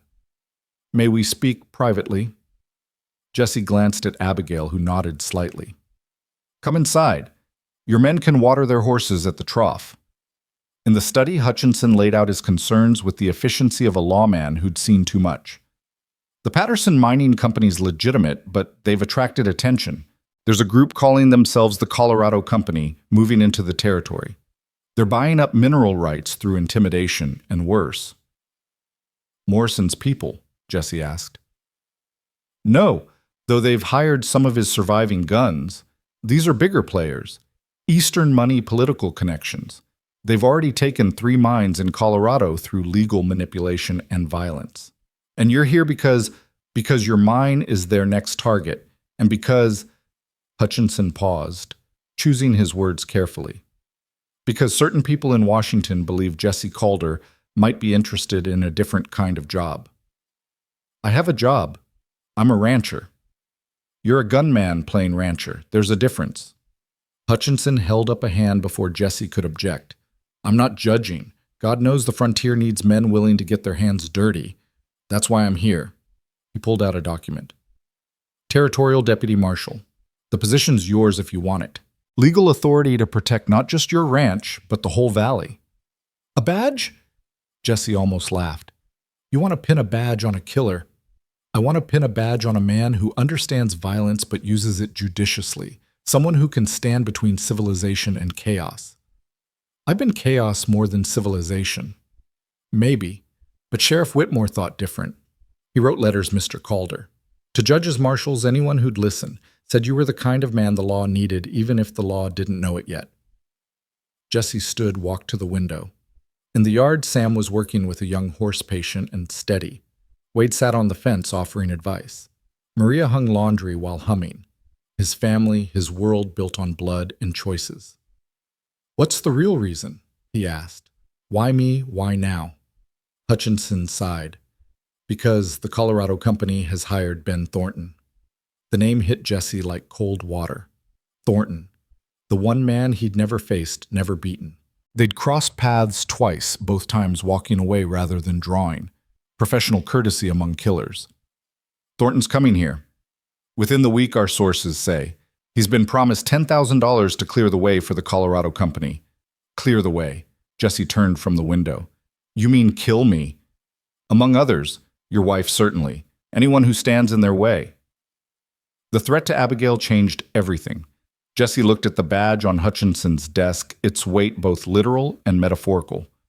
If I take this, I answer to federal law. You answer to justice. Sometimes they're the same thing. And my past. Sealed, clean slate. Sheriff Whitmore wasn't the only one who wrote letters. Seems you've got admirers among the living and the dead. Jesse picked up the badge, felt its weight. I'll think about it. Don't think too long. Thornton doesn't give warnings. After Hutchinson left, Jesse found Abigail in the kitchen, kneading bread with violent efficiency. You heard? He asked. Enough. She didn't look at him. Ben Thornton. He's like you, isn't he? A killer who never misses. He's what I could have become. No connections, no conscience, just the gun and the money. Can you beat him? I don't know. She stopped kneading flour-dusted hands flat on the table. Then we run. Pack up, leave tonight, start over somewhere else. You'd do that? Leave the ranch, the copper, everything. I'd leave it all to keep you alive, to keep our child safe. He moved to her, pulled her close despite the flour. We're not running. Jesse. No, this is our home. Our stand. If we run from Thornton, we run from the next threat and the next. Always running, always afraid. Better than dead. Is that the life you want for our child? Always looking over shoulders, always ready to flee. She pulled back, studied his face. You're going to take the badge. It gives me legal standing, makes killing Thornton justice instead of murder. It makes you a target for every outlaw in the territory. I'm already that. This is different. This is official. This is choosing a side. I chose a side when I married you, when I stayed, when we decided to build instead of destroy. She was quiet for a long moment, then nodded. Then we'd better prepare. The next days passed in tense preparation. Jesse drilled Sam in the hands in defensive positions. Wade, despite his lingering weakness, scouted the approaches to the ranch. Maria stockpiled medical supplies with grim efficiency. 3 days after Hutchinson's visit, a lone rider approached at sunset. Jesse recognized the silhouette. Immediately, Ben Thornton rode like a man who'd never been unseated, never been beaten. That's far enough, Jesse called from the porch. Thornton stopped precisely at optimal rifle range, close enough to talk, far enough to react. Jesse called her. Been a while. Not long enough. Now, is that any way to greet an old acquaintance? Thornton dismounted with fluid grace. He was older than Jesse remembered, silver, threading through dark hair, but his hands were still steady, his eyes still cold. Heard you've gone respectable. Wife, ranch, baby on the way. Heard you've gone corporate, taking money from Eastern bankers. Money's money, though I'll admit this job has personal interest. Thornton smiled, the expression never reaching his eyes. You were always the one that got away, the one I never tested myself against. We had an understanding. We had professional courtesy, but now you're not professional anymore. You're a rancher, a target. I'm a federal deputy marshal. Jesse pulled back his coat, revealing the badge. Thornton's eyes narrowed. Since when? Since someone threatened my family. Family makes you weak, Jesse. Gives your enemies leverage. Family gives me reason to fight harder than you can imagine. We'll see. Thornton remounted. 3 days. Get your affairs in order. Say goodbye. 3 days, then I come for what the Colorado company wants. And if I stop you, you won't. But if you do, they'll just send more. Morrison had the right idea, wrong execution. The Colorado company doesn't make those mistakes. He rode away, leaving Jesse standing on the porch with the weight of countdown in his chest. That night, unable to sleep, Jesse found himself in Thomas's study, his study now cleaning and checking weapons. Abigail joined him, wrapped in a robe. Can't sleep either, she asked. Sleep feels like wasting time. She picked up one of Thomas's pistols, checked its action with practiced ease. Teach me. You already know how to shoot. Teach me how to fight like you fight. How to kill without hesitation. Abigail in. Don't protect me from this. If Thornton kills you, I need to be ready. If Thornton kills me, you need to run. No. Her voice was steel. If Thornton kills you, I need to kill Thornton. He looked at her, his wife carrying his child, preparing for war, and felt something break inside him. Not weakness, but the opposite. The last walls around his heart crumbling, leaving him exposed and somehow stronger for it. All right, he said, but if I teach you this, you can't unknow it. It changes you. I've already changed. The moment I shot Eddie Wallace, I changed. Make the change useful. For the next 2 hours, he taught her the brutal mathematics of gunfighting. Not just accuracy, but speed. Not just speed, but psychology. How to read micro-expressions. How to control breathing. How to make the other man move first, but shoot second. Thornton goes for center mass, he said. Never fancy, always effective. He'll try to make you emotional, get you to rush. Like he's doing to you 3 days to stew and worry. Exactly. Jesse smiled grimly, but he made a mistake. He gave me time to prepare. What kind of preparation? The kind that requires Wade's particular skills. The next morning, Jesse found Wade in the barn working on something covered by a tarp. Is it ready? Jesse asked. Wade pulled back the covering, revealing a modified shotgun barrel's sawed short trigger mechanism altered. It's ready, but it's only good for one shot. One shot's all I'll get. This is cheating. This is survival. Thornton wants a fair fight. He should have stayed away from my family. The great Jesse Calder using tricks. The living Jesse Calder using whatever works. Sam approached leading 2 horses. Mr. Calder, I've been thinking. Dangerous habit. Thornton will expect you here at the ranch. What if you weren't? Jesse studied the boy. Go on. The old line shack in Devil's Canyon, isolated controlled access. If you were there instead of here, he'd have to come through the canyon. No flanking, no surprise. And we could be waiting above. Sam's eyes were bright with possibility and something darker. Uncle John always said the ground matters as much as the gun. Your uncle was right, Jesse considered. But that means leaving the ranch less defended. Not if we make him think you're still here, Wade interjected. I'm about your height, your build, from a distance with your coat and hat. He'd shoot you from cover, realize the deception too late. Or he'd approach close enough for Abigail and the others to get clear shots. It was risky complex dependent on timing and Thornton's reactions. In other words, better than waiting like a sitting target. We do it, Jesse decided. Sam, you're with me. Wade, you sell the deception. Abigail. I'm the grieving widow rushing to your fallen body, giving Wade cover to move. This isn't a game. No, it's war, and in war everyone fights. They spent the next day setting the trap. The line shack was prepared sight lines, established escape routes planned. Jesse worked with grim focus the countdown to Thornton's deadline, beating in his head like a funeral drum. The night before the 3rd day, they gathered for what might be a last supper. Maria had prepared a feast, though no one had much appetite. I want to say something, Sam announced, standing awkwardly. Before whatever happens tomorrow. Speak your piece, boy, Wade encouraged. Just thank you, all of you, for taking me in, for making me family. He looked at Jesse. Uncle John said you'd teach me to be a man. He was right, but not how I expected. I thought he meant teaching me to fight. Instead, you taught me when not to fight, when to build instead of destroy.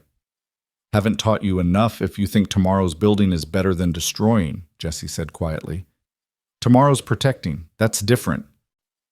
Sam sat down, embarrassed by his emotion. Maria stood next. Since we're speaking truths, Wade Garrison, you're a fool if you don't survive tomorrow. We have unfinished business. Wade actually blushed. Maria, Save it. Live through tomorrow, then we talk. Old Pete raised his glass. To family blood or chosen, to the ranch that brought us together, to survival.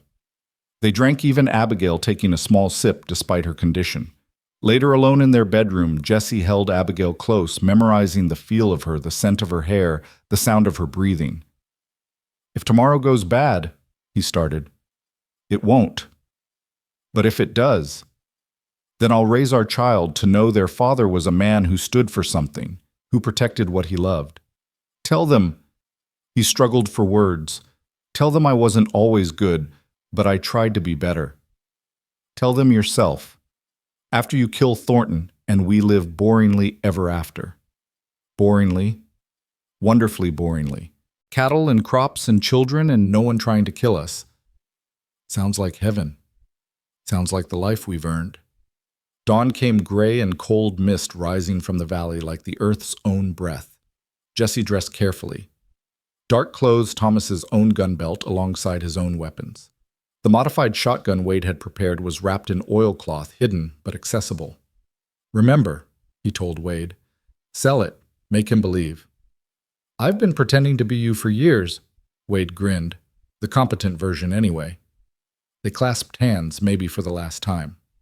Jesse, Wade said seriously, if this goes bad, I'll take care of them. Abigail the baby Sam, I swear it. I know, that's why I can do this. Jesse and Sam rode out before full sunrise, taking a circuitous route to Devil's Canyon. The line shack sat at the canyon's narrowest point, weathered boards and rusted tin roof looking abandoned and harmless. You don't have to be here, Jesse told Sam as they set up position. Yes, I do. This is what family does. Your uncle wouldn't want you in danger. My uncle's dead, you're not. I'd like to keep it that way. They didn't have long to wait. Just after noon, a rider appeared at the canyon's mouth. But it wasn't Thornton, it was one of Morrison's surviving guns scouting. Trap, Sam whispered. Test, Thornton's too smart to ride in blind. The scout approached carefully, scanning the ridges.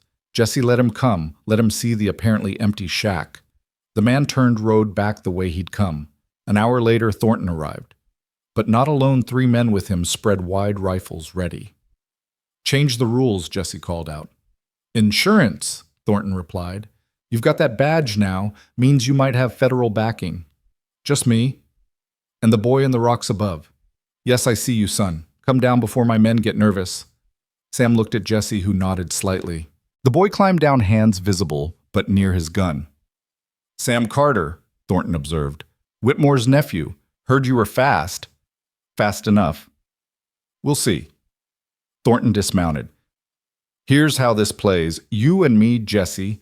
Clean fight. The boy and my men watch. Winner walks away. And my ranch. Business is business, but your widow won't be harmed. She can sell or stay her choice. It was more than Jesse had expected, less than he'd hoped. But it was what he had. Clear the street, he said, using the old dueling parlance even here in this narrow canyon. They faced each other 20 paces apart. Thornton's men spread behind him. Sam stood to Jesse's side, hand on his gun, watching the others. Been wondering about this for years, Thornton said conversationally. Who's faster? Who's better? Professional curiosity. Wonder's overrated. So is reputation. You ready? Jesse nodded, hands loose at his sides. Everything slowed, heartbeat breath, the whisper of wind through canyon walls. He saw Thornton's shoulder dip slightly, the tell he'd been watching for. Both men drew. The shots came so close together they sounded as one. Jesse felt the bullet pass his ear close enough to draw blood. His own shot took Thornton's center mass exactly where he'd aimed, but Thornton didn't fall. He looked down at the spreading red on his shirt, then up at Jesse with something like respect. Better, he said. You're better. Then his gun hand started to rise again, the dying reflex of a man who'd lived by the gun. Jesse's second shot was mercy as much as necessity. Thornton's men tensed, and for a moment violence hung in the air like smoke. Then the oldest of them, a grizzled veteran with careful eyes, shook his head. Clean fight. We all saw it. He looked at his companions. Man won fair. We ride away. The Colorado Company, one started, can find other guns for their dirty work. I'm done. They left, taking Thornton's body. Professional courtesy among killers. Sam approached Jesse slowly. You're bleeding. Jesse touched his ear fingers, coming away red. Flesh wound. Inch to the right. But it wasn't. Jesse looked at the boy. That's what matters. Not the almost, but the actual. They rode back to the ranch to find chaos. The deception had worked too well. Wade lay wounded in the yard, Abigail kneeling beside him. Maria worked frantically to stop bleeding from a gut shot. Wasn't Thornton? Wade gasped as Jesse dismounted. Colorado company sent backup, 5 men. We got 4. The 5th rode off, said to tell you this isn't over. Jesse knelt beside his friend. How bad? Bad enough. But I've had worse. Remember Tucson? You nearly died in Tucson. Nearly isn't dead. Wade gripped Jesse's hand. Did you get him? I got him. Good. Now I can die happy. You're not dying, Maria said fiercely. I won't allow it. Bossy woman. Stubborn man. They got Wade inside onto the same bed where he'd recovered before. The wound was bad, but not hopeless. The bullet had passed through missing major organs by providence or luck. He'll live, Maria pronounced after careful examination. But he's done fighting for a while. I can still shoot from bed, Wade protested weakly. You'll shut up and heal, or I'll finish what that bullet started. That evening, Marshal Hutchinson returned with a full posse and news. The Colorado company's pulling out, he announced. Seems the death of Ben Thornton and the resistance here has made them reconsider. They're looking for easier targets. And Morrison's men? Scattered. Some arrested, some fled to Mexico. Your valley's as safe as anywhere on the frontier. Safe? Jesse repeated the word foreign in his mouth. As safe as it gets. You did good work here, Deputy Calder. There's a permanent position if you want it. Federal marshal based here but with territorial authority. Jesse looked at Abigail, who nodded slightly. I'll take it. But I stay here. This ranch is my priority. Understood. The law needs men with roots investment in their communities. After Hutchinson left, Jesse stood on the porch, watching sunset paint the valley gold. Abigail joined him, her hand finding his. So? She said. Federal Marshal Jesse Calder. Respectable at last. Hardly. More than you were. More than you thought you'd be. Thomas would be amused, the killer he saved becoming a lawman. Thomas would be proud. You've protected what he loved. What we love, Jesse corrected. This is ours now, all of it. She leaned against him, his hand moving to rest on her swollen belly. Our child will grow up safe. Because of you. Because of us. I couldn't have done any of this alone. No, she agreed. But then alone was never the plan, was it? Even from that first day in the jail, something bigger was at work. God fate. Thomas, I think he knew exactly what he was doing when he asked you to protect me. He saw what we could become together. An unlikely family of outcasts and strays. A family of fighters who chose to build instead of destroy. Sam approached from the barn. Mr. Calder, there's a rider coming, alone hands visible. They tensed, but the rider proved to be unexpected. A young woman, maybe 20 pretty, despite trail dust and exhaustion. I'm looking for Wade Garrison, she said, dismounting carefully. He's recovering from a wound, Jesse said. Who are you? Catherine Garrison, his sister. I heard he was hurt, came as fast as I could. Wade had a sister.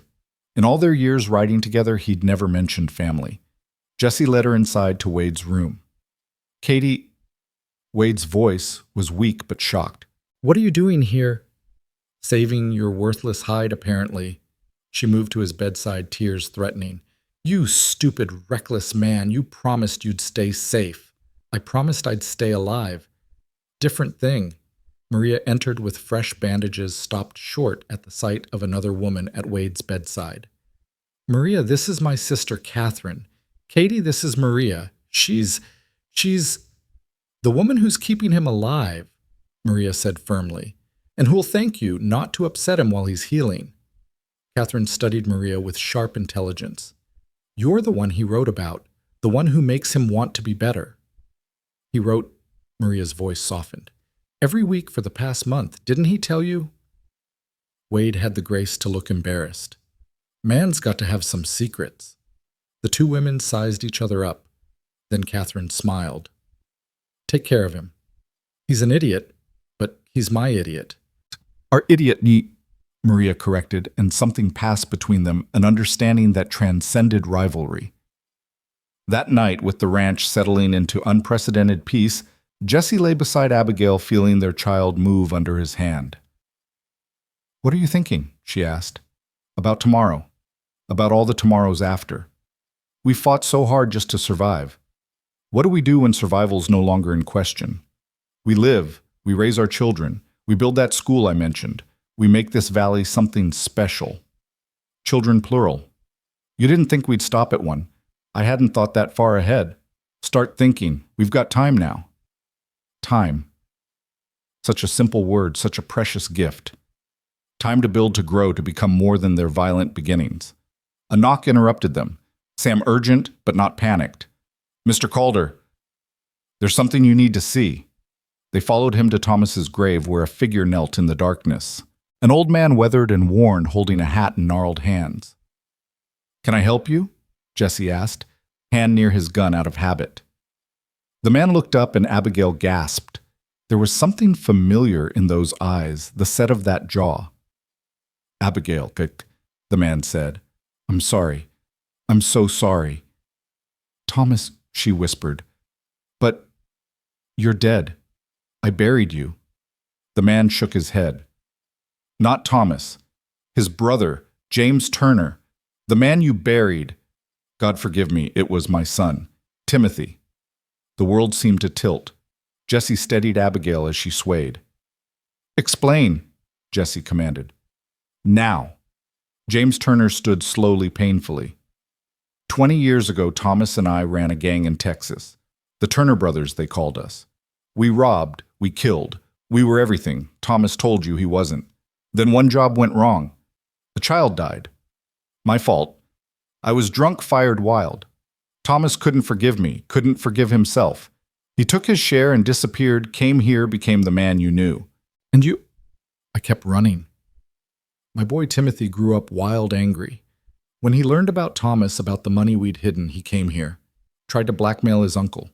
Thomas refused, tried to reform him like he'd reformed himself. Timothy, the old man's voice broke. Timothy tried to force the issue. Thomas defended himself. But he knew what it would do to you learning his past. So he switched places. What? Abigail's voice was sharp as glass.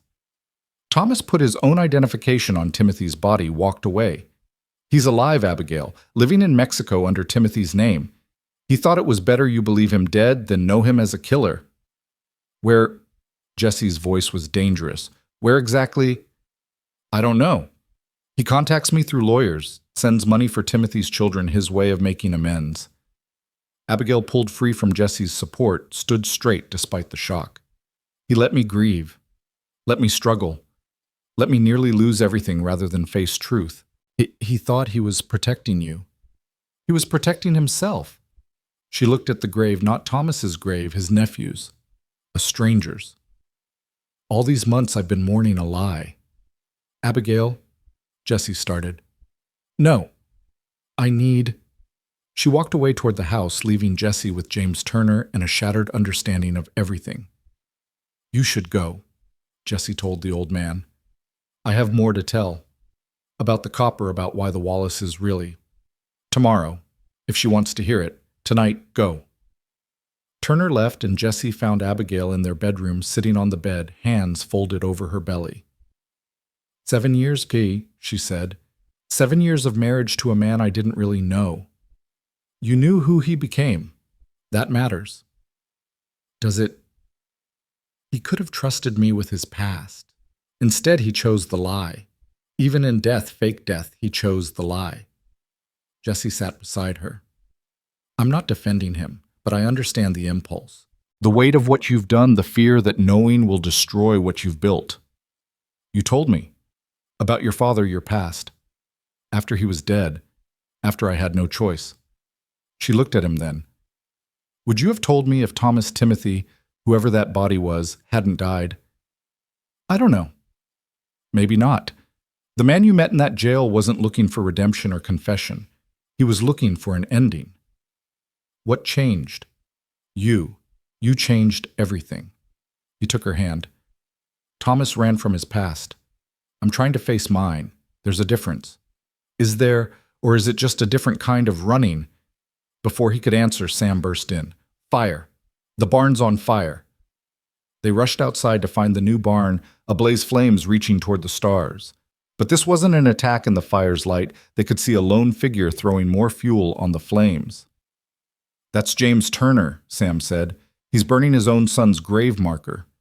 They watched the old man rage against the night, destroying what was left of his family's lies. Finally exhausted, he collapsed. Jesse and Sam pulled him clear, but the damage was done. The barn was lost again, and with it some of the certainty they'd built. "Why?" Abigail asked him. "Because the truth needs to burn sometimes." "Well," Turner gasped. "Thomas hid money in that barn. Blood money from our gang days. I couldn't let you build on that foundation." "There's more, isn't there?" Jesse said. "More you're not telling." Turner nodded weakly. "The copper vein. It's not natural. We found it 20 years ago, marked it planned to come back. Thomas knew. That's why he bought this land. He was trying to make something clean from something dirty. And the Wallaces knew about the old gang, were trying to blackmail Thomas before Timothy complicated things. The truth kept unraveling, each thread pulling more loose. Everything they'd built, everything they'd fought for was founded on lies and blood money. "Does it matter?" Sam asked quietly. "What came before? You've made something good here. Doesn't that count?" "Does it?" Abigail asked. "Can you build truth on a foundation of lies?" "You can build tomorrow on the ashes of yesterday," Jesse said. "That's all any of us do." Wade appeared in the doorway, supported by Maria and Catherine. "The barn's gone." "The barn, the lies, maybe everything," Abigail said bitterly. "Not everything." Wade pointed to the horizon where riders approached townspeople with buckets and shovels come to help fight the fire. "You've got community, family, that's not nothing." As the town helped contain the fire, save what could be saved. Jesse found himself standing with Abigail, watching their world partially burn. "We rebuild," he asked. "We rebuild, but different, better. No more lies, no more hidden past." She looked at him. "That means you too. No more secrets between us." "No more secrets," he agreed. "And Thomas, the real Thomas, we find him. Make him face what he's done." "That could be dangerous." "Everything in our life is dangerous. At least this would be honest danger." As dawn broke over the valley, the barn was ruins, but the ranch stood. The community that had come to help stayed for breakfast, Maria and Catherine somehow feeding everyone despite the chaos. "You've got something here," Marshall Hutchinson observed. "Something worth protecting." "We've got lies and ashes," Abigail said. "You've got people who came in the night to help. That's worth more than copper or cattle." James Turner recovered enough to travel, prepared to leave. "I'll contact Thomas if you want." Tell him nothing," Abigail interrupted. "If he wants forgiveness, he can come seek it himself." "He won't. He's too proud, too ashamed." "Then he can live with that. I'm done grieving for men who choose absence over honesty." Turner left and life somehow continued. The barn was rebuilt with community help. Catherine decided to stay helping with the ranch work. Sam grew steadier, more confident. Wade recovered enough to argue with Maria about everything while clearly falling deeper in love. 3 weeks later, Abigail went into labor. It was long, difficult, Maria and Catherine attending while Jesse paced outside like a caged wolf. "You've faced down gunmen without flinching," Sam observed. "But a baby has you terrified." "Gunmen, I understand. This," Jesse gestured helplessly. "This is life instead of death. Harder to face maybe, but worth more." When the baby's cry finally came, Jesse nearly collapsed with relief. Maria emerged, blood on her apron, but smiling. A girl, healthy, strong, with her mother's eyes and her father's stubborn chin. Jesse entered to find Abigail exhausted but radiant, holding a tiny bundle. "Your daughter," she said, offering the child. Jesse took her with hands that had killed men, held her like spun glass. The baby opened her eyes, green like Abigail's, but with something of his own intensity. "What do we name her?" Abigail asked. "Hope," Jesse said without thinking, "because that's what she is." "Hope called her. I like it." "Hope Turner called her," Jesse corrected. "She should carry both names. The man Thomas was trying to become deserves that much." As Jesse held his daughter surrounded by his chosen family in his rebuilt home, He thought about the journey that had brought him here. From killer to protector, from lone wolf to husband and father, from destroyer to builder. It hadn't been redemption exactly. The dead stayed dead, the past remained. But it had been transformation, slow and painful and necessary. Outside the valley stretched peaceful in morning light. The copper mine ran steady, bringing prosperity. The ranch thrived. The threats were manageable, the future possible. Jesse Calder, gunslinger, turned. Marshall turned father, looked at his daughter and made her a promise. You'll know the truth of us, all of it. The good and the bad, the choices and consequences. But you'll also know this, we chose to be better. Every day we chose to build rather than burn. Baby Hope gurgled, tiny fingers wrapping around his scarred thumb, and Jesse felt something he'd never expected to feel again, peace. Not the peace of endings, but of beginnings. Not the peace of forgetting, but of accepting and moving forward. The widow and the gunslinger had become something neither expected, a family forged in violence, but sustained by love, built on lies, but committed to truth, born from death, but choosing life. And in that choosing against all odds and expectations, they found their salvation. 5 years passed like river water, steady and changing everything in its path. Hope grew strong and wild, racing through the valley on horses too big for her, talking the ears off anyone who'd listen.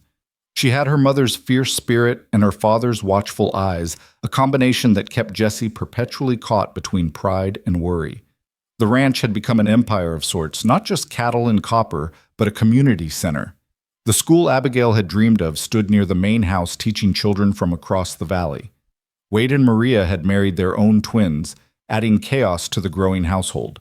Sam, now 20, had taken over much of the ranch operations, growing into the man his uncle had hoped he'd become. Jesse stood on the porch this particular morning, watching Hope try to rope a calf while Sam offered guidance. His deputy marshal's badge caught the light, worn smooth from 5 years of keeping peace in an increasingly civilized valley. But civilization, he'd learned, brought its own challenges. She's got your stubbornness, Abigail said, joining him with coffee. A second child, a boy they'd named Thomas, despite everything played at her feet. And your refusal to accept limitations, Jesse replied. A dangerous combination. The best things usually are. A rider approached from town, Sheriff Dalton, older now, but still sitting straight in his saddle. Jesse, Mrs. Calder, we've got a situation. What kind? Jesse was already reaching for his gun belt. The kind that involves your past. There's a man in town asking about Jesse Calder, not the marshal, the gunslinger from before. Jesse's blood chilled. Description: young, maybe 25, fast-looking. Says his name's William Thornton. The coffee cup slipped from Abigail's hand, shattering on the porch boards. Ben Thornton's son. They'd known this day might come, but knowing and facing were different things. He's called you out, Jesse asked. Not yet. Says he wants to talk first. He's at the saloon waiting. It's a trap, Abigail said immediately. Or revenge. Maybe. Or maybe it's something else. Jesse strapped on his guns, the familiar weight, both comfort and burden. Only one way to find out. You're not going alone, Sam said, having overheard. I'm coming with you. No. You stay here, protect the family. Wade can do that. I'm your deputy, remember? Sam touched the badge Jesse had pinned on him the year before. This is my job, too. Jesse wanted to argue, but saw the futility. Sam was no longer a boy seeking approval, but a man claiming his place. Fine, but you follow my lead.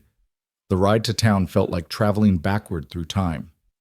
Jesse found himself remembering that first day in Cedar Ridge, when he'd been the dangerous stranger everyone feared. Now children waved as he passed, shopkeepers nodded respectfully. He'd become part of the fabric of this place, but underneath, he was still the man who'd killed 7-8, now counting. Ben Thornton. William Thornton waited in the saloon, sitting where he could see all entrances. He was younger than his father had been, leaner, with the same cold intelligence in his eyes. But there was something else to curiosity, rather than hostility. Marshal Calders, he said, standing slowly, hands visible. Thank you for coming. You've got 5 minutes before I decide whether you're a threat to my town. Your town, William smiled slightly. My father would have found that amusing. Jesse Calder, protector of civilization. Your father's dead. I killed him. If you're here for revenge, I'm here for understanding. William gestured to a chair. May I buy you a drink? Jesse remained standing. Talk. My father was a killer. Brilliant at it, but still just a killer. He died doing what he loved, facing someone he considered an equal. In his letters, he called you the only man he truly respected. Letters. He wrote me every month for 10 years, teaching me, preparing me to follow in his footsteps, training me to be the weapon he was. William's expression darkened. I hated every word. This wasn't what Jesse had expected. He sat down, Sam remaining standing, watchful. I'm not my father, William continued. I've never killed anyone, never planned to. I'm a lawyer, marshal, graduated from Harvard last year. Then why seek me out? Because you're the man who stopped him, the man who proved that even the best killer can be beaten. And because William pulled out a leather journal. He left this for you, said if he died, I should deliver it personally. Jesse took the journal, recognized Ben Thornton's precise handwriting. The first entry was dated 5 years ago, the day before their duel. If you're reading this, Jesse, then you were better. Good. The world needs men like you more than men like me. This journal contains something you need to know. Names, dates, connections. The Colorado company was just the beginning. There's something bigger coming, something that threatens everything you've built. Jesse looked up at William. You've read this? Every word. That's the other reason I'm here, to warn you and to offer my services. Services. Legal representation. You're going to need it when the Whitmore Corporation arrives. Never heard of them. You will. They make the Colorado company look like children. They're buying judges' marshals' entire territories. And according to my father's notes, they have a particular interest in your valley. Jesse handed the journal to Sam. Read this. Verify what you can. He turned back to William. Why help us? Because my father, for all his faults, believed in a certain code. He respected strength, honored courage, despised corruption. The Whitmore Corporation represents everything he stood against, killing not for purpose or even profit, but for power. And you, what do you believe in? Law. Real law, not the purchased kind. The kind that protects people like your daughter from people like my father was. The mention of hope made Jesse's hand twitch toward his gun. William noticed didn't flinch. I did my research, Marshal. You have a family, a reputation, a life worth protecting. I have legal knowledge and my father's connections. We could help each other. Or you could be the advanced scout for this Whitmore Corporation. I could be. But then why warn you? Why give you the journal? William stood. I'm staying at the hotel for 3 days. Read the journal, verify my claims, then decide. But decide quickly. According to my father's timeline, they'll be here within the month. After William left, Jesse and Sam studied the journal. It was worse than they'd imagined, a systematic plan to control water and mineral rights across 3 territories using legal manipulation backed by violent force. This is war, Sam said quietly. Bigger than anything we've faced. Then we'd better prepare for it. They returned to the ranch to find unexpected visitors. Marshal Coleman with federal reinforcements, and surprisingly Catherine's husband, a newspaperman from Denver named Charles Morrison. No relation to the judge, Charles said quickly. Different family entirely, but I've been investigating the Whitmore Corporation for 2 years. When Catherine told me about your situation, I came immediately. They gathered in the study, Jesse, Abigail Wade, Sam Coleman, and Charles. The journal and Charles's research painted a grim picture. Whitmore isn't a person, Charles explained. It's a syndicate. Eastern money, political connections, and a private army of security forces. They've taken over 3 mining towns in Colorado through legal warfare followed by actual warfare. What do they want here? Abigail asked. Everything. The copper, the water rights, the strategic location. Your valley controls access to half the territory's resources. And they think they can just take it. They've done it before.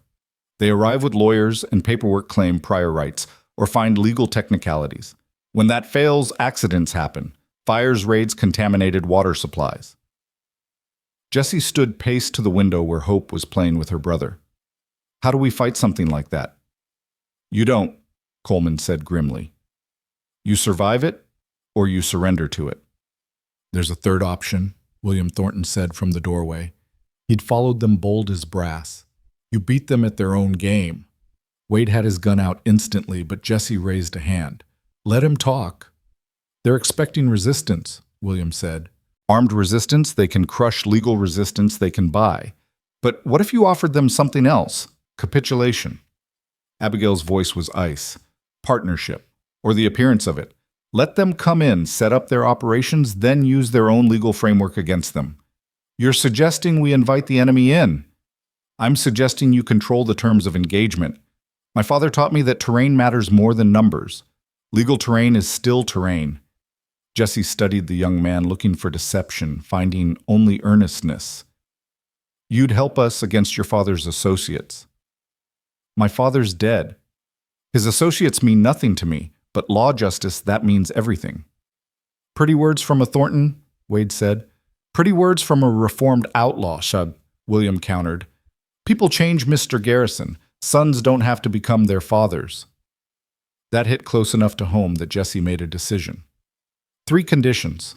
1, you work with Charles, everything documented. 2, any sign of betrayal and I put you down myself. 3, you stay away from my family. Agreed. Jesse, Abigail said quietly, are you sure? No, but I'm sure that what's coming is bigger than bullets can solve. We need every advantage. The next weeks passed in preparation. William and Charles worked on legal defenses while Jesse and Coleman organized physical security. The ranch became a fortress of paper and guns, ready for war on multiple fronts. Hope, perceptive as always, noticed the tension. Papa, why is everyone so worried? Jesse knelt beside his daughter, choosing honesty over comfort. Bad people are coming, people who want to take what we've built. Will you stop them? I'll try. You'll succeed, she said with 5-year-old certainty. You always do. Not always, little one.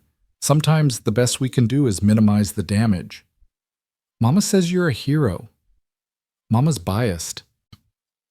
What's biased? It means she loves me too much to see clearly. Hope considered this. Then I'm biased too. But you're still a hero. Jesse hugged his daughter, wishing her faith was enough to guarantee victory. The Whitmore Corporation arrived on a Tuesday, 20 men in expensive suits, accompanied by 30 armed security consultants.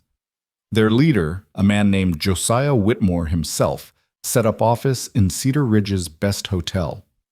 Marshal Calder, he greeted Jesse with practiced charm. I've heard so much about you. The gunslinger turned lawman. Quite the American story. Mr. Whitmore, I hear you're interested in our valley. Interested, Marshal, I'm fascinated.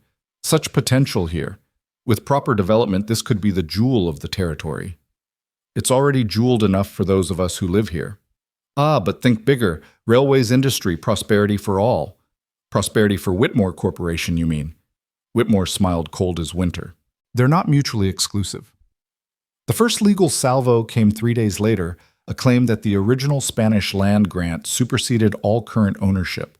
William had anticipated this, had the counter documents ready. The second attack claimed the copper rights were separate from land rights based on territorial law from before statehood. Charles had that covered, citing federal precedent. Impressive, Whitmore admitted at their next meeting. You've done your homework. We've had good teachers, Jesse replied. Yes, young Thornton. Interesting choice of allies, Marshal, the son of the man you killed. Men aren't their father's sins. No, then what are they? Their own choices. Whitmore's smile sharpened. Speaking of choices, I have a proposition. Sell me half the mineral rights, keep the rest. You'll be wealthy beyond imagining, your family secure for generations. Not interested. Everyone has a price, Marshal. Maybe, but you can't afford mine. We'll see. That night, the accidents began. A fire in the eastern pasture, quickly controlled but meant as a message. Poisoned waterhole that killed 12 cattle. Cut fence lines that let the herd scatter. They're testing us, Wade observed, surveying the damage. Let them test, Jesse replied. We've faced worse. But worse was coming. Sam rode in hard from town with news that chilled them all. They've brought in a special enforcer, someone called the Widowmaker. Jesse felt his blood turn to ice. The Widowmaker was legend, a killer who specialized in family men, breaking them by threatening what they loved. "Double the guards," he ordered. "No one travels alone." "Jesse," Abigail said that night, "maybe we should consider Whitmore's offer. You want to surrender? I want our children to live. The money doesn't matter if we're dead. If we give in now, they'll take everything eventually. Men like Whitmore are never satisfied with half." "Then what do we do?" "We make them overreach. Williams says they're operating on borrowed money Eastern investors who expect quick returns. If we can delay them long enough, make this expensive enough, they'll move on to easier targets. And if they don't, then we give them the fight of their lives." The next morning brought terrible news. The school teacher, a young woman named Sarah, who'd become part of their extended family, was missing. A note was left on Jesse's door. "The Widowmaker has her. Come alone to Devil's Canyon if you want her alive." Devil's Canyon, where Jesse had killed Ben Thornton. The symbolism wasn't lost on him. "It's a trap," everyone said. "Of course it is, but I'm going anyway." "Not alone," Sam insisted. "Yes, alone. This is my fight." "Our fight," Abigail corrected. "Sarah's our people. Which is why I have to go. But you all need to be ready. This is a distraction. While I'm gone, they'll make their real move." Jesse rode out as the sun peaked, feeling the weight of watching eyes. Devil's Canyon looked different in full daylight, starker, more unforgiving. The Widowmaker waited at the narrow point Sarah bound and gagged nearby. The Widowmaker was a woman. Jesse hadn't expected that, though he should have. She was tall, lean, with dead eyes and steady hands. Marshall called her. "I've studied you, every kill, every choice. You're predictable. Where's the predictability in me being here? You protect innocence. It's your weakness." She drew her gun slowly, giving him time to match her. "Here's the game. Draw against me. You win, the teacher goes free. I win, she dies anyway, but at least you tried. And if I refuse, she dies now." Jesse studied the angles, the positions. Sarah's terrified eyes met his. "There's another option," he said. "What's that?" "This." He drew and fired in one motion, but not at the Widowmaker. His bullet cut the rope holding Sarah, who fell sideways, just as the Widowmaker fired where she'd been. Jesse's second shot caught the assassin in the shoulder, spinning her around. Her return fire went wide. Jesse moved forward, kicking her gun away. "You're under arrest for kidnapping and attempted murder. You think jail will hold me? Whitmore owns judges, marshals." "Maybe, but he doesn't own me." Sarah, freed from her bonds, ran to Jesse. "They said you wouldn't come. Said you'd choose your family over a nobody teacher." "You're not nobody. You're ours." As Jesse secured the Widowmaker riders, approached Sam and Wade, who'd followed despite orders. "The ranch?" Jesse asked. "Secure. William had an injunction ready, stop them from entering. But Jesse, there's something else. Someone else." A lone rider was approaching from the south, moving slow, deliberate. As the figure got closer, Jesse felt the world tilt. It was Thomas Turner. Older, grayer, worn by 5 years of exile, but unmistakably the man Abigail had married first. The man who'd faked his death rather than face his past. "Hello, Jesse," Thomas said, dismounting carefully. "I heard my wife needed help." "Your widow," Jesse corrected, hand on his gun. "You gave up all claims when you chose death over truth." "I chose her safety over my presence. There's a difference." "Is there, because from where I stand you chose cowardice?" Thomas flinched but didn't argue. "Maybe. But I'm here now. With information Whitmore doesn't know I have." "What information?" "The location of the gold." Everyone stopped. "What gold?" Sam asked. "The gold my brother and I stole 20 years ago, buried on this land. Enough to buy Whitmore out 10 times over." Jesse felt rage building. "You let Abigail struggle, let her nearly lose everything while sitting on stolen gold. Blood money. I thought if I never touched it, I could pretend that life never happened." "Pretending doesn't change truth." "No. Which is why I'm here, to face truth, finally. They rode back to the ranch in tense formation. The Widowmaker secured Thomas under guard. Sarah safe, but shaken. The confrontation Jesse had dreaded and anticipated was coming. Abigail stood on the porch as they arrived, Hope and little Thomas beside her. Her face went white when she saw her first husband. "Hello, Abigail," Thomas said. She walked down the steps slowly, deliberately, and slapped him hard enough to rock his head back. 5 years. 5 years I grieved you. I'm sorry. Sorry. She hit him again. I nearly lost everything. I had to marry. She gestured at Jesse, to save what you built on lies. I know. I watched. From a distance, but I watched. You watched. Her voice rose. You watched me struggle. Watched me fight. Watched me fall in love with another man because you were too cowardly to stay. That last part hung in the air. Thomas looked at Jesse, something passing between them. Yes, Thomas said quietly. I watched you find the happiness I could never give you. The partnership, the truth. Don't you dare make this noble. You ran. I ran, but I also sent help when I could. Who do you think pointed Coleman your way? Who do you think delayed the Colorado company just long enough for Jesse to prepare? You don't get credit for anonymous assistance after abandoning your life. Hope tugged on Abigail's skirt. Mama, who's that man? Nobody, Abigail said flatly. He's nobody. Thomas knelt studying the little girl. You have your mother's eyes. And my papa's courage, Hope said, moving closer to Jesse. Your papa's a good man, Thomas said. Better than I ever was. I know, Hope said simply. Thomas stood faced Jesse. You've done well. Better than I could have. I stayed. That's the only difference. No. You stayed and fought and built. I would have stayed and hidden and pretended. There's a difference. William Thornton interrupted. Gentlemen, ladies, we have bigger problems. Whitmore's mobilizing. Whatever we're going to do, it needs to be now. They gathered in the house, the full war council, including Thomas. The tension was thick enough to cut, but necessity overrode emotion. The gold's buried beneath the old mine shaft, Thomas said, the one that supposedly played out 10 years ago. How much? Charles asked, ever practical. 800,000, maybe more. Enough to destroy Whitmore's timeline, William said, if we can legitimize it.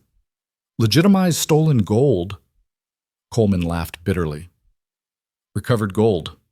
There's a federal statute about found treasure on private property. If we present it right, it's legal. And if Whitmore finds out first, then he takes it and us, Jesse said. So we moved tonight. They worked through the night pulling crates from the mine shaft while guards watched for Whitmore's men. The gold was there exactly where Thomas had said coins bars enough wealth to change everything. This could have saved so many problems, Abigail said, watching the fortune emerge. Or caused worse ones, Thomas replied. Gold makes men crazy. Abandonment makes women crazier. As dawn broke, they had it all secured in the house, William already working on the legal framework to legitimize it. But Whitmore wasn't waiting. They're coming, Sam reported. All of them. 50 men at least. Armed to the teeth. Jesse looked around the room at his assembled family and allies. Anyone who wants to leave, go now. This isn't your fight. No one moved. Actually, Wade said, I think it's exactly our fight. Every one of us came here broken or lost. This place, these people gave us second chances. That's worth fighting for. Worth dying for, Jesse asked. Worth killing for, Wade corrected. The dying part we'll try to avoid. They prepared for siege, but Whitmore surprised them. He came to the door alone under a white flag. Marshal Calder, I propose a solution. Speak. Single combat, you and my champion. Winner takes all the land, the copper, the gold. You know about the gold? Thomas Turner's presence didn't go unnoticed. I know everything. Whitmore smiled. My champion against you, unless you're afraid. Who's your champion? Someone you know, someone with a grudge. From behind Whitmore stepped James Turner, Thomas's brother, the old man who'd revealed the truth years ago.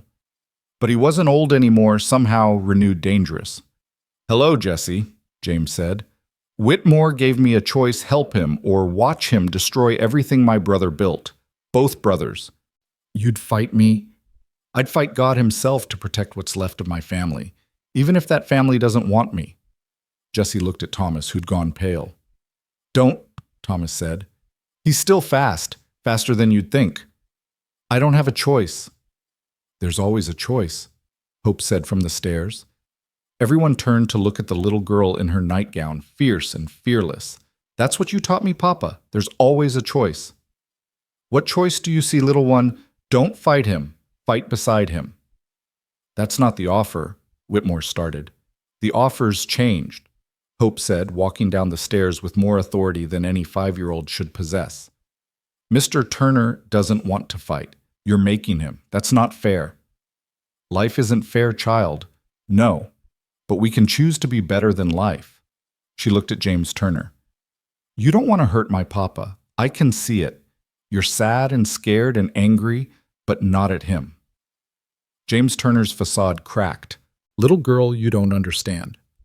I understand family. Real family doesn't come from blood. It comes from choice, from staying." She looked at Thomas. "Even when staying is hard." The room was silent. Then James Turner did something unexpected. He turned his gun on Whitmore. "The girl's right. I'm done being your puppet." Whitmore's men raised their weapons, but Jesse and his people were ready. The standoff stretched taut. "Appears we have a situation," Whitmore said calmly. "Appears we do," Jesse agreed. "Here's my final offer," Whitmore said. "The gold. Give me the gold and I leave. Keep your land, your copper, your lives." "No deal," Abigail said. "That's not your decision." "Actually, it is." She pulled out a document. "Thomas signed the ranch over to me before he died. Jesse and I have joint ownership now, but I retain majority stake. The gold was found on my land. It's my decision." "And your decision is, you get nothing. You leave now or Marshal Coleman arrests you for conspiracy, attempted murder, and extortion." "You don't have evidence." "The Widowmaker's been talking," Coleman said. "Amazing what people will say when facing federal charges." Whitmore's composure finally cracked. "You think you've won? I have resources you can't imagine. Political connections, most had Charles Morrison said, holding up a telegram. "Your investors pulled out an hour ago, something about a scandal involving embezzled funds. My newspaper friends are very interested in that story." "You're ruined," William Thornton added, "legally, financially, completely." Whitmore looked around the room, seeing his defeat in every face. "This isn't over." "Yes," Jesse said quietly. "It is." Whitmore left with his men beaten by law rather than bullets, by a child's wisdom rather than an adult's violence. It was, Jesse thought, a new kind of victory. In the aftermath, they stood in the yard the unlikely family built from broken pieces. Thomas and James Turner, the reformed outlaws, Wade and Jesse, the next generation in Sam and Hope, the love that bound them all in Abigail and Maria. "What now?" Thomas asked. "Now you decide," Abigail told him. "Stay and face truth or run again." "If I stay, then you work, like everyone else. You earn your place. And forgiveness, that's earned too, daily, through choices." Thomas looked at Jesse. "Can you accept that me here? Can you accept that she's my wife now, that these are my children? They were always meant to be yours. I just prepared the way." It was the closest to blessing Jesse would get. He nodded. "Then stay. The ranch needs workers. The school needs teachers. The town needs good men." "I'm not a good man." "Neither am I," Jesse said. "But we're trying. That's all anyone can do." As the sun set over the valley, painting everything gold, Hope tugged on Jesse's hand. "Papa, are the bad men gone?" "These ones are." "Will more come?" "Probably." "Will we stop them?" Jesse looked at his assembled family blood and chosen broken and healing fighters all. "Yes, little one. We'll stop them." "How do you know?" "Because we're together, and together we're stronger than any threat." Hope nodded, satisfied. Good. Can we have supper now? I'm hungry. The simple question broke the tension. Maria laughed. A child's priorities. Feed the body, then save the world. They went inside together, leaving the ghosts of violence outside. The gold would be distributed, some to the town, some to the school, some held for the future. The ranch would continue, the copper mine would operate fairly, the valley would prosper. Jesse called her once. A gunslinger alone now stood at the center of something impossible.